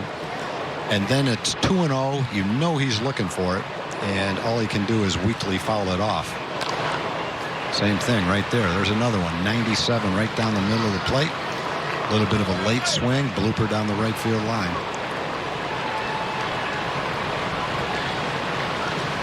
Boy, it's one of those things that seems so simple when you watch Lynn pitch. And he just makes it look so, a little fastball, little off, little extra here, move it just a touch now and again with no big sweeping curves. This ball pounded out to left field and gone. Judge hits his 27th home run of the year, and it ties the game at 1. Yeah, you've got a great hitter up there. It had been going Lance's way. If you're Judge, you know it's going to be a fastball. If you're Lance, you know you're going to throw him a fastball. It's a challenge, and that time Judge won.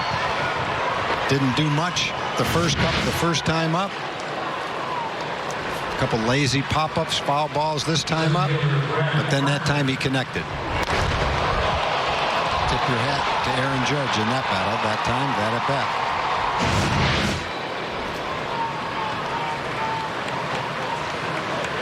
All right, so now Brett Gardner. Ooh, and that one right off the right shoulder. Jordan Baker, our plate umpire. That was pretty much a direct hit.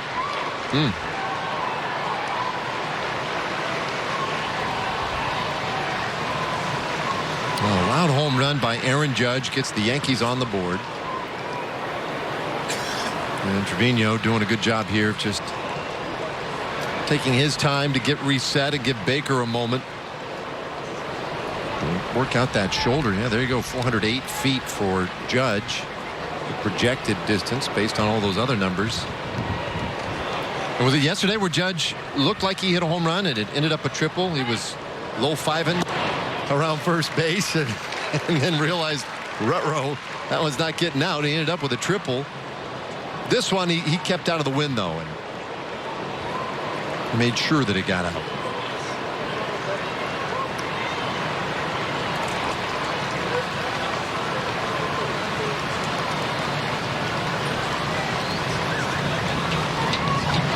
Gardner swings and misses at another strikeout for Lance Lynn, his 6th of the afternoon. We go to the bottom of the 3rd, tied at 1. Welcome into the Fox Sports Southwest studio. I'm Katie Engelson. Time now for today's legendary moment, brought to you by Blue Cross Blue Shield of Texas. Born in the Lone Star State 90 years ago, Blue Cross is inspired by the heroics of our families, neighbors, and local teams every day. At the 2008 Home Run Derby, Josh Hamilton makes the first round of slugging the most memorable event of the night. Josh Hamilton of the Texas Rangers has 50,000-plus New Yorkers chanting his name. Gone again! Toward the black part of the bleachers. You got it! Well, to the deepest part of the park. Yeah. Oh, goodness gracious. 28 homers! Blue Cross Blue Shield of Texas. Your biggest hometown fans standing with you through it all. Though human ingenuity will continue to make various inventions, with the help of new machines built to do the same, a Of this, I am certain. No invention will ever be devised that is more beautiful, more simple, and more purposeful than those that nature designs. Proud server of the most advanced machine on Earth. Friday night means only one thing. High school football. The future of football starts here. Football Friday, powered by Dave Campbell's Texas Football. Chevy game break time, and we take you back to last night where Justin Verlander joined an exclusive club, his 3,000th career strikeout, just the 18th to do that, joining Yankees CC Sabathia, who met that mark earlier this year, by the way. He also picked up 300 for the season, guys. All right, thanks, Dana. Yeah, a big night for Verlander. The Astros cruise their way into the postseason. Jose Trevino leading things off here in the third for the Rangers. A 1-1 ball game. Tanaka out for his second inning. And the righties pitch in there. Strike two. Well, here we go. Final game ever in this ballpark. So excited to bring in Will Clark. Good to see you, man. How you doing? Thank you. Good to be here, man. You know, we were just talking, Rusty Greer and I, and it's amazing how fast 25 years flew by. And you know, it seemed like it was yesterday. We had that same orchestra out there playing the national anthem, and we got game number 1 underway here. It used to be the ballpark in Arlington. And so you look back to the moment when Van Cliburn played the piano and the orchestra was here and it was opening day. What were your memories and thoughts on that particular day? There was a lot of hoopla, and you know, starting a new season in the new ballpark here, and you know, we just pretty much wanted to get the game underway, you know, and let's get rolling here. And then a few innings later, I was able to connect on a Jamie Navarro slider and got Ranger homer number 1 in the books. So that was a lot of fun. That's a memory I'll remember. Absolutely. I love it that you remember the pitch. You probably remember. Oh yeah, there are certain homers or base hits or whatever it might be that you get, and you remember them very vividly, and that was one of them. Matter of fact, it was a 2-1 count. See, I love that. I just love that. Man. You were also here, Will, when the team went to the postseason for the first time. We've got a look at the ALDS Game 3, I think, from 2010 that we're going to show. And I know even though the series didn't go the way you wanted it to, it still had to be a thrill to be on the team when the Rangers went to the postseason. Yeah, it definitely was, you know. And, you know, as you well know, because you were part of the organization back then, you know, the first time that, you know, the Rangers had ever been in the postseason, period, in franchise history. Well, this one belted off the base of the fence by Chu, and he'll end up at second base with a 1-out double. So let's go back to 1996. We got a few fun moments. Watch out there. Get out the way. Boom.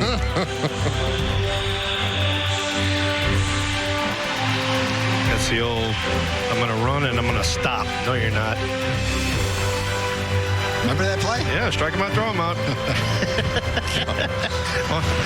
It'll just strike him out to first and throw him out at home. So a lot of fun went on, you know, when you're on the field, and you know, you get a chance to see some of your teammates and relive some of the war stories. I mean, it really means a lot.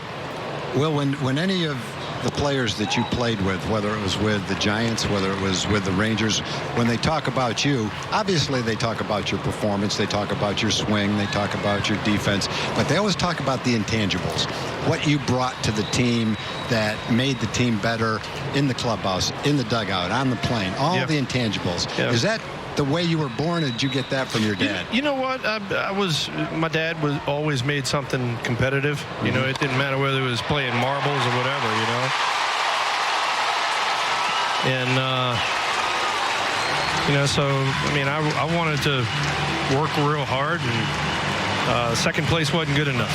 You know, I always wanted to win, wanted to be in first place, and, you know, I tried to instill that in my teammates, and, you know, all of a sudden you look up, you know, you have 15 years in the major leagues, and you never have a losing season. You're like, all right, I did a pretty good job right there. Yeah, you hear players, I've heard Mac talk about it, doing something and catching the wrath of Will Clark. I remember personally the year I went from being a general manager to a broadcaster. After the game, I got on the bus, and I said to myself, I wonder where I'm supposed to sit. In the front, in the back, in the middle. I'm going to go right in the middle, and maybe that'll be the right seat. And so I'm sitting there minding my own business, and I hear, "I grieve.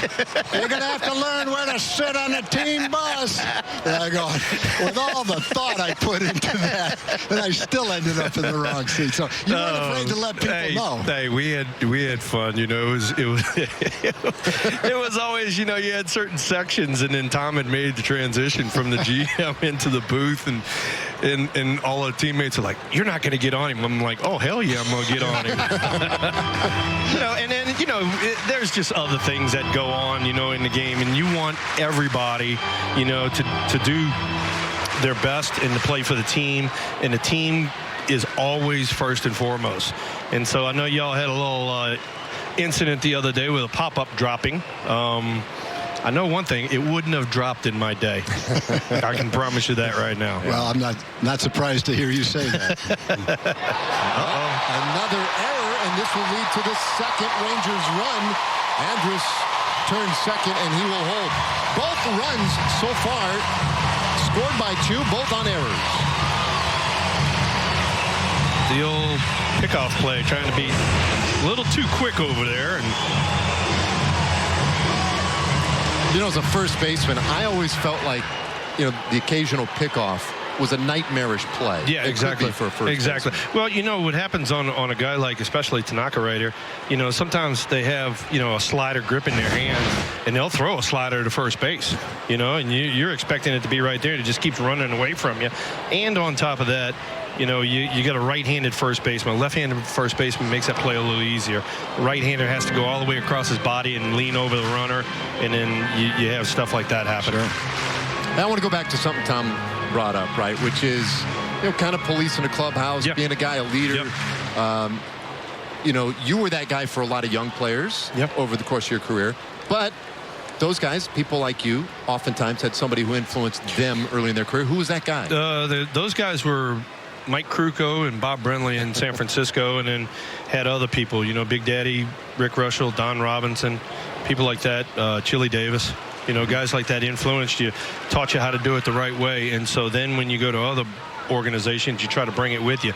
And so for a guy like me, I had Rusty Greer next to me for 5 years, and, to see how Rusty, blossomed as a player, and then what kind of ethics he instilled, not only, on our team, but then once I left, how he kept it going. It's pretty awesome. And then that's how baseball gets transcended and passed down from generation to generation.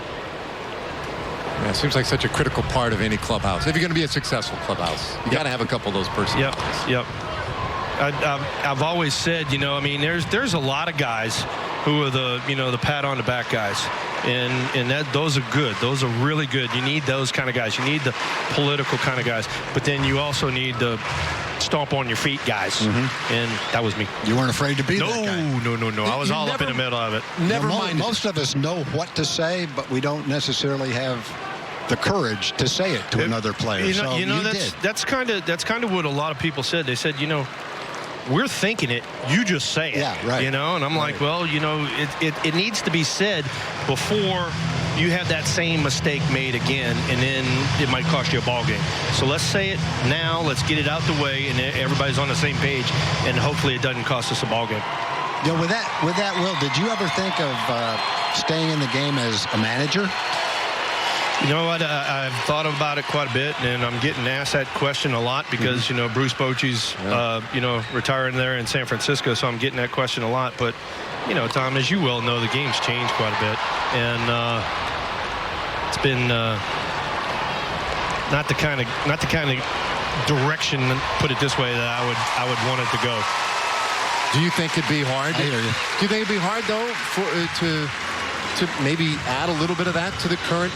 Because I get you. I think we all understand what you're saying. Yeah. But maybe that wouldn't be a bad thing to add a little of that. Yeah, you know what? I mean, you need a little bit of that. Yeah. I mean, look, I'm with age and being a parent and stuff like that, I'm learning the pat them on the back humble side of things. Right. But then you need the swift kick every now and then. And the way the game's going now, I'd be kicking a lot. Well, you know, in a way back when, the people you were kicking could take it. Yes, and you're right. Deep down inside, they appreciated it. Yep. I guess the question would be, does the new generation of players respond to that? Yeah, I don't know the answer. Yeah, and then that's the 10-cent question, you know. But, you know, we had a rule in the clubhouse. It was, you can only give it if you can take it, because I got a lot. Matter of fact, Macklemore, wherever he's at running around here, he gave me a lot. He's listening to you. Yeah. You know what? Just from the outside, I really believe that it would work. Because you raise kids maybe differently today than you did 20 years ago, but they still need it, and they still respond to it. Yep. I just think you have to have structure, you have to have limits, you have to have discipline. I think it really could be a benefit in a lot of clubhouses. I think that you're exactly right, and I think that, you know, back then, you know, and as you well know, it was more, you said it, you got it, it was done. Now you probably have to say it, and then you'd have to call a player in after the game and say, hey, this is the reason I did it, this is why I did it. You'd have to give them a whole list of explanations. It's like, Jesus, really? Yeah, Grieve, you're in the wrong seat. Tomorrow, come in, I'll explain to you why. I didn't need anything more. I didn't need to talk to Will the next day about it. I just thinking, I put so much thought into this. How did I pick the wrong seat? Oh, man, that is awesome. So, hey, it didn't matter where you sat.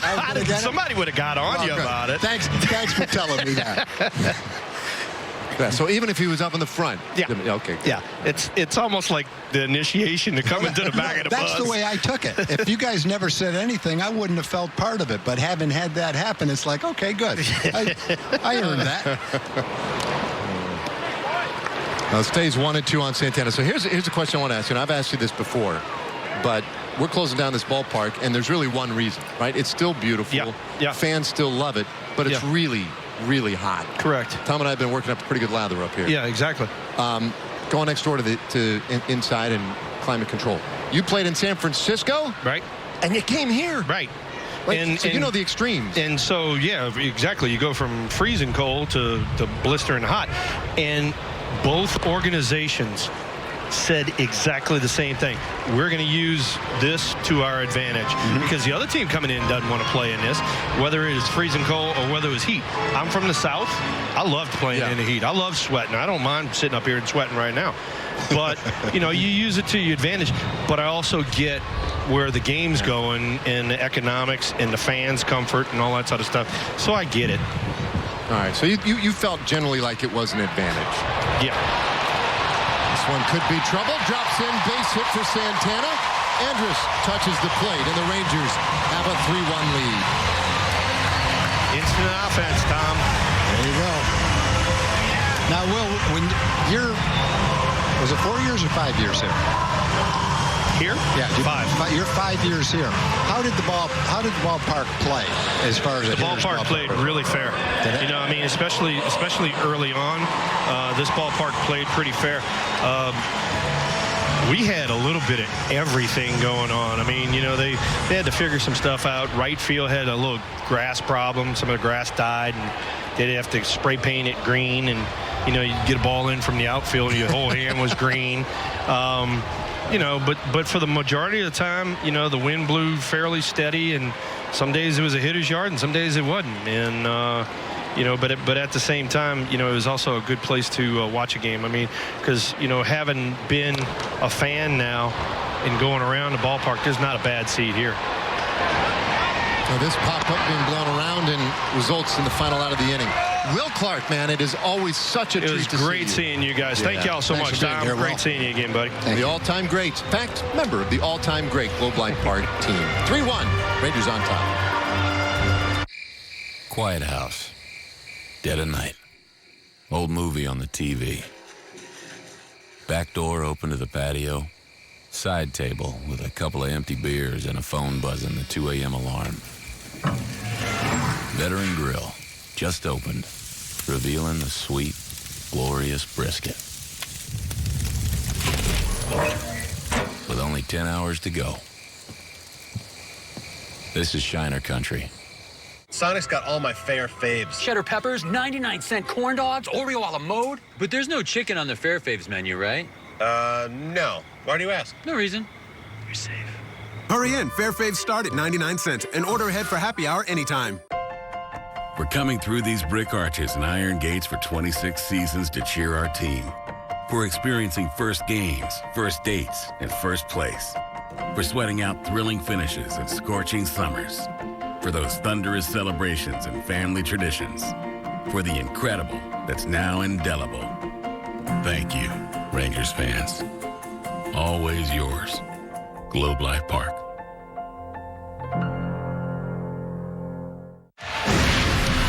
Let's check out our four-game summary. The Rangers have had a little help in this ball game. Double steal, the third one in this series. Sanchez's throw sails into left field, and the run scores. Then on a pickoff play, wild throw to first base, and another run scores. So the Rangers have scored 3 times. One on an error by the catcher on a double steal. One on an error by the pitcher on a pickoff play. A unique start to this one. The Rangers with that 3-1 lead, and there's Woody. As a first-year manager, 77 wins, and since we come to this ballpark, we're on his first year. Woody's second most wins ever. Manny with the 88 wins back in 2015. And we knew coming in that Chris Woodward was going to have a challenge on his hands this year. It was about rebuilding and establishing the processes, preparing for the future, and they've done a really good job of that. And he has kept his wits about him well, maintained the same demeanor all the way through as Stanton takes one on the outside corner, or just off the outside corner, 1-1. We talk about the baseball memories here, and so Eric Nadel asked Woody about memories in this ballpark, and this was outstanding. Popped up. Nobody sees it. Then might be the only one. Oh, the Condor comes soaring in there to make the play. Wow. That one completely a mystery to Trevino. Could not see it. No, he looked up, he saw the sun, and then he never could pick up the ball. The ball was not that far from home plate, so Ronald had to sprint all the way from him back of first base. Now he realizes that Jose couldn't see the ball. He knows it's his or it's going to fall. And so the all-out sprint, the dive, and what a beautiful play by a guy who's 6'6" and 250 pounds. He knows it's his or no one's going to get it.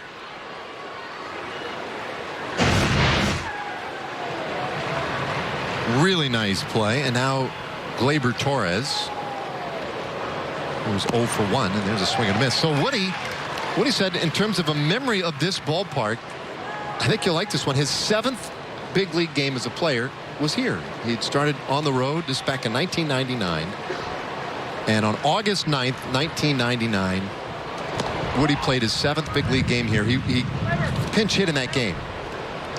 But he knew beforehand he wasn't going to play shortstop. He might have a chance to get in at second or third. So he came out and he worked hard taking ground balls at second and third in the afternoon, hoping he'd get that chance. He said he came off, went into the clubhouse, get ready for the game, and he said by the time it was game time, I was really worried I was going to faint. I was just going to pass out. So I went back, I looked up the box score. Game time temperature, 103. Wow. So he was out in the afternoon getting ready for that one and just about broke himself. So ended up just pinch hitting in that game. That's his first memory of this ballpark. That is great. Well, I guess in the new ballpark, when he flashes back to that thought, he's not going to have to worry about it again. Well, it goes a little bit too to what Will Clark was saying. You know, we'll use this as an advantage for us. Teams will come here, they won't know how to handle it. And obviously Woody did not know how to handle it at the time.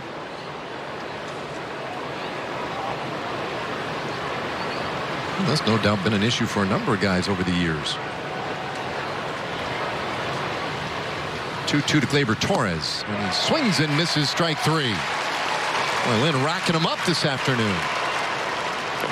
He's racking them up with his fastball, too. And it's not a surprise to the hitters. It's just his fastball is a little bit too much for most of them. Well, that's the second time he's gotten Torres. Baker's dozen of swings and misses now. 13 whiffs to get to these 7 strikeouts, all swinging. Gary Sanchez, the hitter. Lynn's also, he's had the strikeouts, but he's also had 6 plate appearances that have taken 3 or fewer pitches to complete. So that's when things are going your way. You can rack up the strikeouts, keep the pitch count in check. 2 balls and no strikes on Sanchez.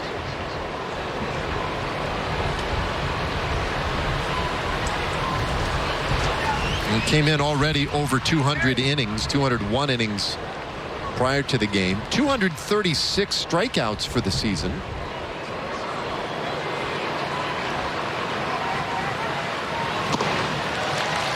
Another swing and a miss. That's one of the rare pitches that wasn't a fastball. Sanchez was definitely thinking it was going to be a fastball. Lance crossed him up with a breaking ball, had him way out in front of it. Now, all you have to do is throw a few of those, and it's in the back of the hitter's mind. 2 balls, 2 strikes on Sanchez. Top of the 4th inning, 3-1. Rangers on top. Chance to maybe win this series and send this ballpark out in style.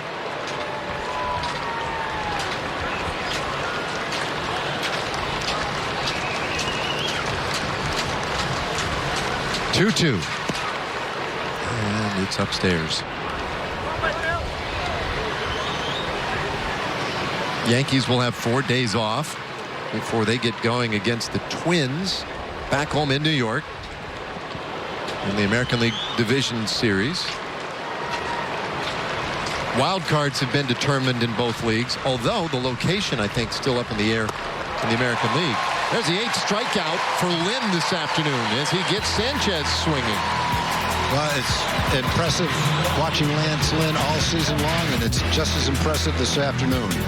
90 degrees out, 4 innings, 2 strikeouts in each inning. Got the Yankees at his mercy right now. This is the Chevy Silverado with the world's first invisible trailer. Invisible trailer?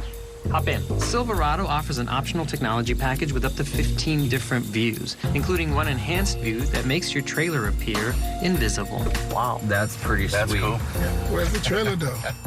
Or get a total value of over $10,800 on this Silverado Texas Edition without optional tech package or enhanced invisible view. Chevy drives Texas. Find new roads. Can you believe it happened? Everybody showed. Even Doug responded, and he's always a no. What an incredible feel. Oh, in May 228, you sent a group text, and nobody flaked. Nobody flaked. Not even. If you're gonna go out swinging.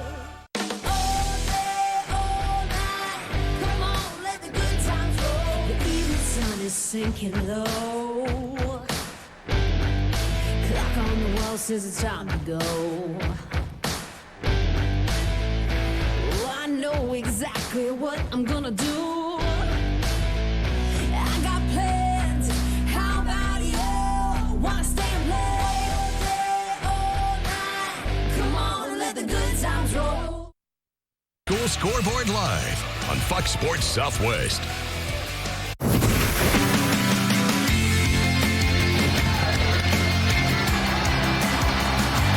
Matthews going back. He is at the wall, and it is caught by Gary Matthews. Unbelievable. An amazing catch by Gary Matthews Jr. to end the inning.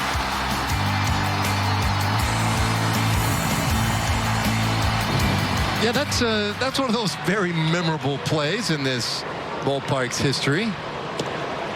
I know Mike Lamb hasn't forgotten it. Yeah, that's the greatest catch I've ever seen. Wow. There's been a lot of great catches where a center fielder, left fielders, right fielder's gone back into the wall, looked over his shoulder and reached out and made a spectacular play. But I've never seen one where, there's going to be another ground ball at third and another spectacular play made by Urshela. And by the way, he's done that twice to Solak, but he comes up limping. Well, they can ill afford to lose someone like him right before the postseason. We haven't seen him play much. I didn't do the last series you guys did, Dave, against the Yankees. I know what a nice offensive season he's had. But unless this is an aberration, looks like he's a pretty good defensive player as well. Nice range, strong arm, and very accurate with those off-balance throws that he's had to make today. Looks like he's okay. Well, maybe he's not okay. He might be just fine, right? Cautionary? But I think at this point, from the Yankees' perspective, there is no point in pushing things. It has been just an unbelievable year for them, trying to keep these guys healthy. So Tyler Wade will take over at third.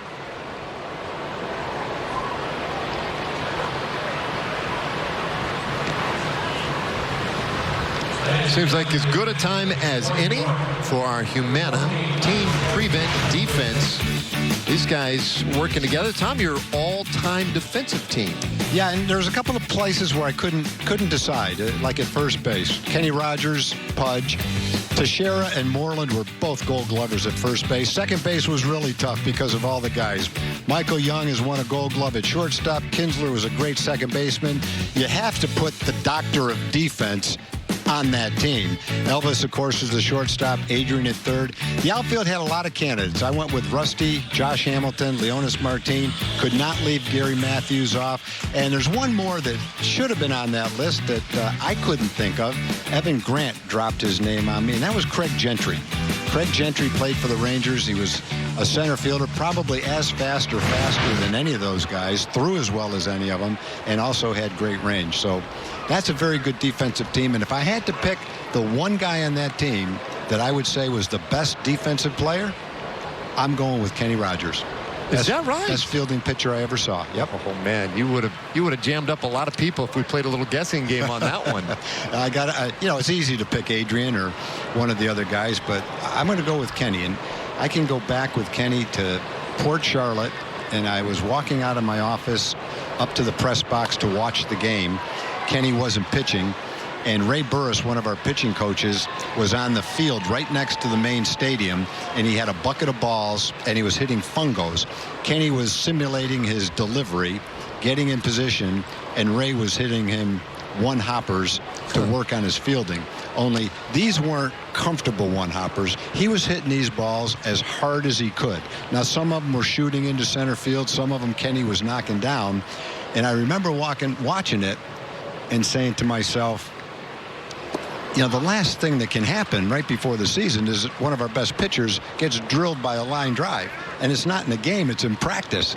And so I made a comment, and, Kenny just said, "This is the way I do it.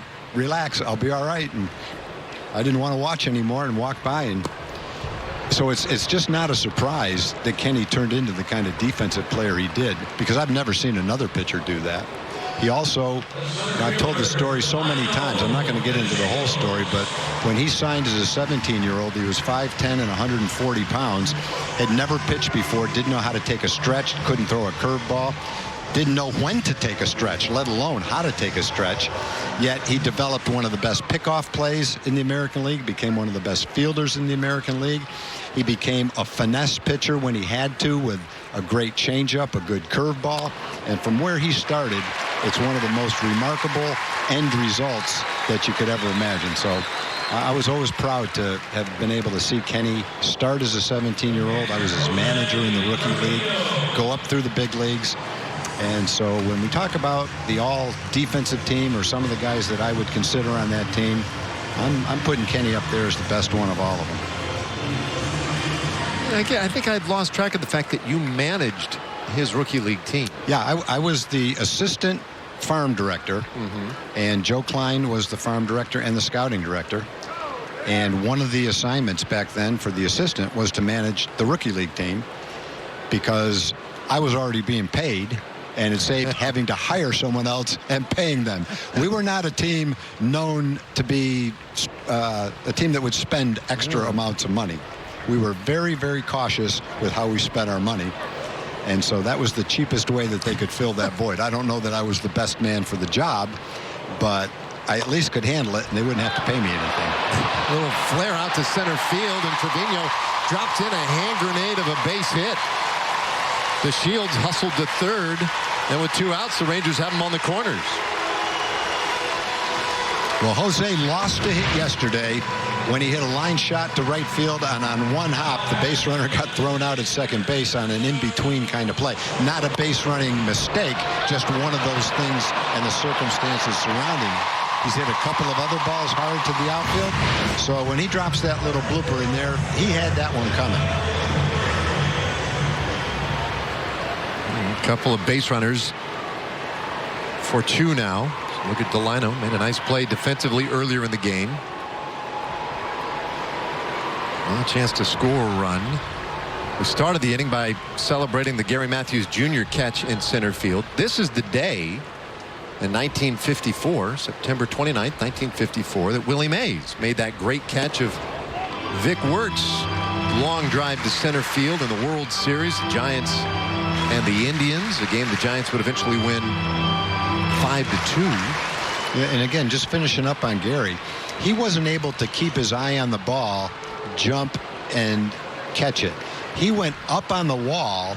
The ball was over his head. He had to turn his back completely to the plate.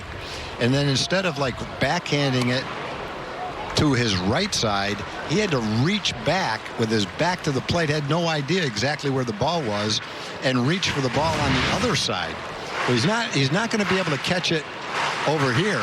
He's got to catch it on that side, which just makes it a spectacular catch, and to me separates it from the other ones that I've seen. Jim Edmonds had a catch where he was going back to the plate, dove, couldn't see the ball. That's right. I mean, that's, if I hadn't seen Gary's and I had seen Jim Edmonds, I might pick Jim Edmonds. Sure. And I guess it depends which ones you've seen and which ones you haven't seen. But it's tough to argue that the ball Gary caught would not be in the conversation.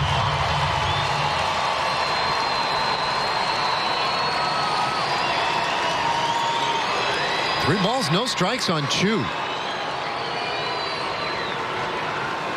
And he fouls that one away for a strike. Also gives us a moment now to hear from Kia. It's the perfect time to save on select Kias, each backed by a 10-year, 100,000-mile warranty. Hurry in today. Well, the Rangers got a couple of runs last inning. They got a run in the first inning and have a chance here to pick up a couple of 2-out runs. Tanaka's 3-1, and that's a strike. It's a full count. Rangers are 2 for 6 so far today with runners in scoring position. Had a nice game yesterday.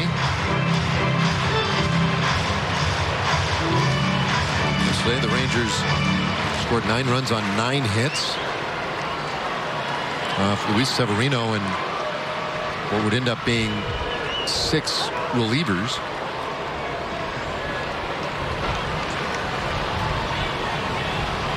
In fact, how about the last 6 games? This team averaging 7.3 runs per game. So the offense, it's been up and down a little bit this year, especially in the second half. But boy, they're finishing on an uptick. 3-2. Runner goes from first, and that's ball 4. So they are loaded up.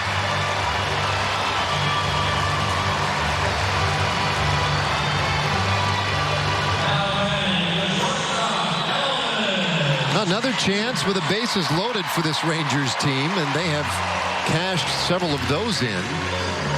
7 grand slams this year. It's their 6th season in franchise history with at least 7 slams. Yesterday, Odor hit one to get him to 30 home runs for the year. It's going to be interesting to see the postseason how the Yankee starting pitching responds. They've got guys that are capable, but Severino, we saw him yesterday. He's coming back from pretty much a season-long arm problem.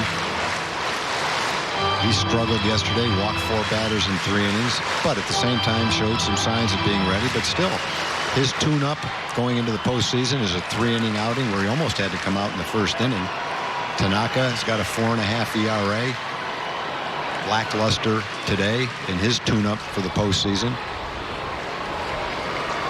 And you compare that to a couple of the other teams in the postseason, and it might be up to that great lineup. And that is a great lineup, and maybe it can overcome average starting pitching. We'll see.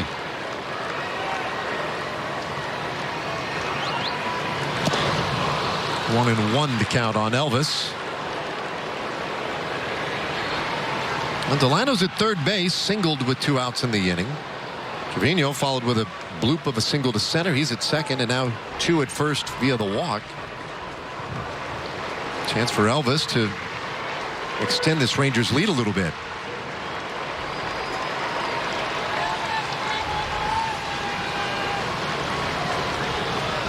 Tanaka with a long pause. And did Elvis go? Yes, he did. Alex Tosi, the first base umpire, rings up strike 2. Let's see. Yep.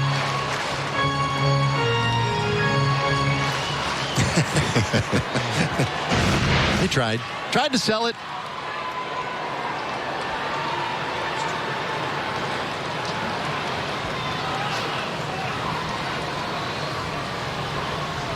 All right, the pitch, and this one on the ground, first base. LeMahieu will go to the bag himself, and that ends the inning. Rangers leave him loaded. 4 innings in the books. Rangers leading the Yankees 3-1.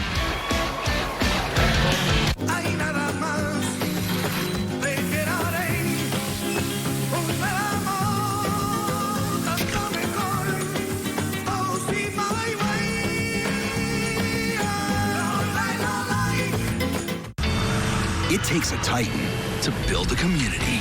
The J.D. Power award-winning 2019 Texas Titan, built with the tech you need so you can work even smarter. Plus, Titan is backed by America's best truck warranty. You've got work to do, and we've got your truck. Now get the 2019 Nissan Titan with 0% financing for up to 72 months, plus cash back. Nissan Titan, only at your local Nissan store. Look no further. Fios by Frontier 500 over 500 megabit internet is now only $39.99 a month before taxes and fees with no annual commitment. Or if you choose a 2-year agreement, you can get a $100 Visa reward card too. Make the switch today at frontier.com/Fios. Your grass is a guzzler. Learn to water just enough. Go to watermyyard.org and get weekly emails or texts on when to water.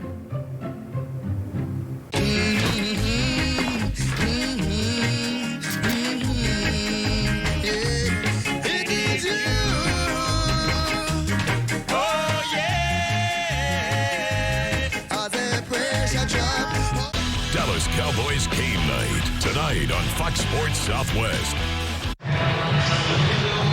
5th inning this afternoon, presented by Brown Sugar Bourbon. Sunny Sunday afternoon.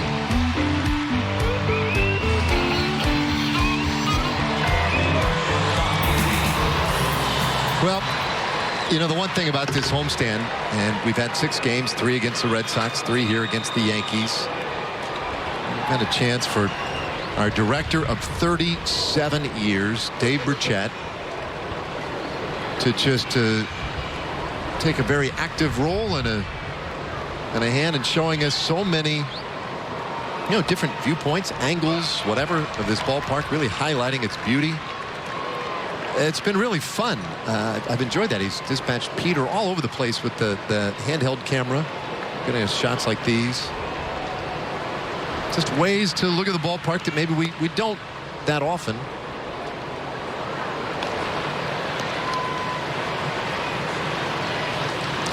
We saw, you and I were standing around in the clubhouse earlier today when Peter Wagner, our photog, as it were, came in. I said, "What, you do anything today?" Just kind of rolled his eyes like, just everything. That's all. Just every single shot ever taken. There he is. It's okay, Peter. Just a couple more innings, pal. I got a few extra things for you to do tomorrow, Peter. Be out here about 7 o'clock, would you? He has been all over the place. I mean, he's been out in the apartments. He's been in every nook and cranny of this park. Dave, you mentioned that Dave Burchett, our director, will be retiring after 37 years. Obviously, we're all going to miss him. And you know how much he's admired when you watch and listen to all the cameramen around the league. Ask about him. They've all paid tribute to him. And you just know what he's meant to all of them in their careers and to all of us who've been around him. I just want to mention, if anyone was watching the beginning of the game and they saw the tease, obviously I was very honored to be asked to do that. But it was Dave that wrote that tease, and I think everybody should know that. Whatever people liked about that, it's because Dave was the one that wrote it. Yeah, and if you did not happen to catch it at the beginning of the broadcast, I have excellent news. They'll be able to catch it at the very end of the broadcast. Nice. We'll play it again after the parade and all the festivities today. We'll get another look at that, and that will be the way, frankly, that we kind of shut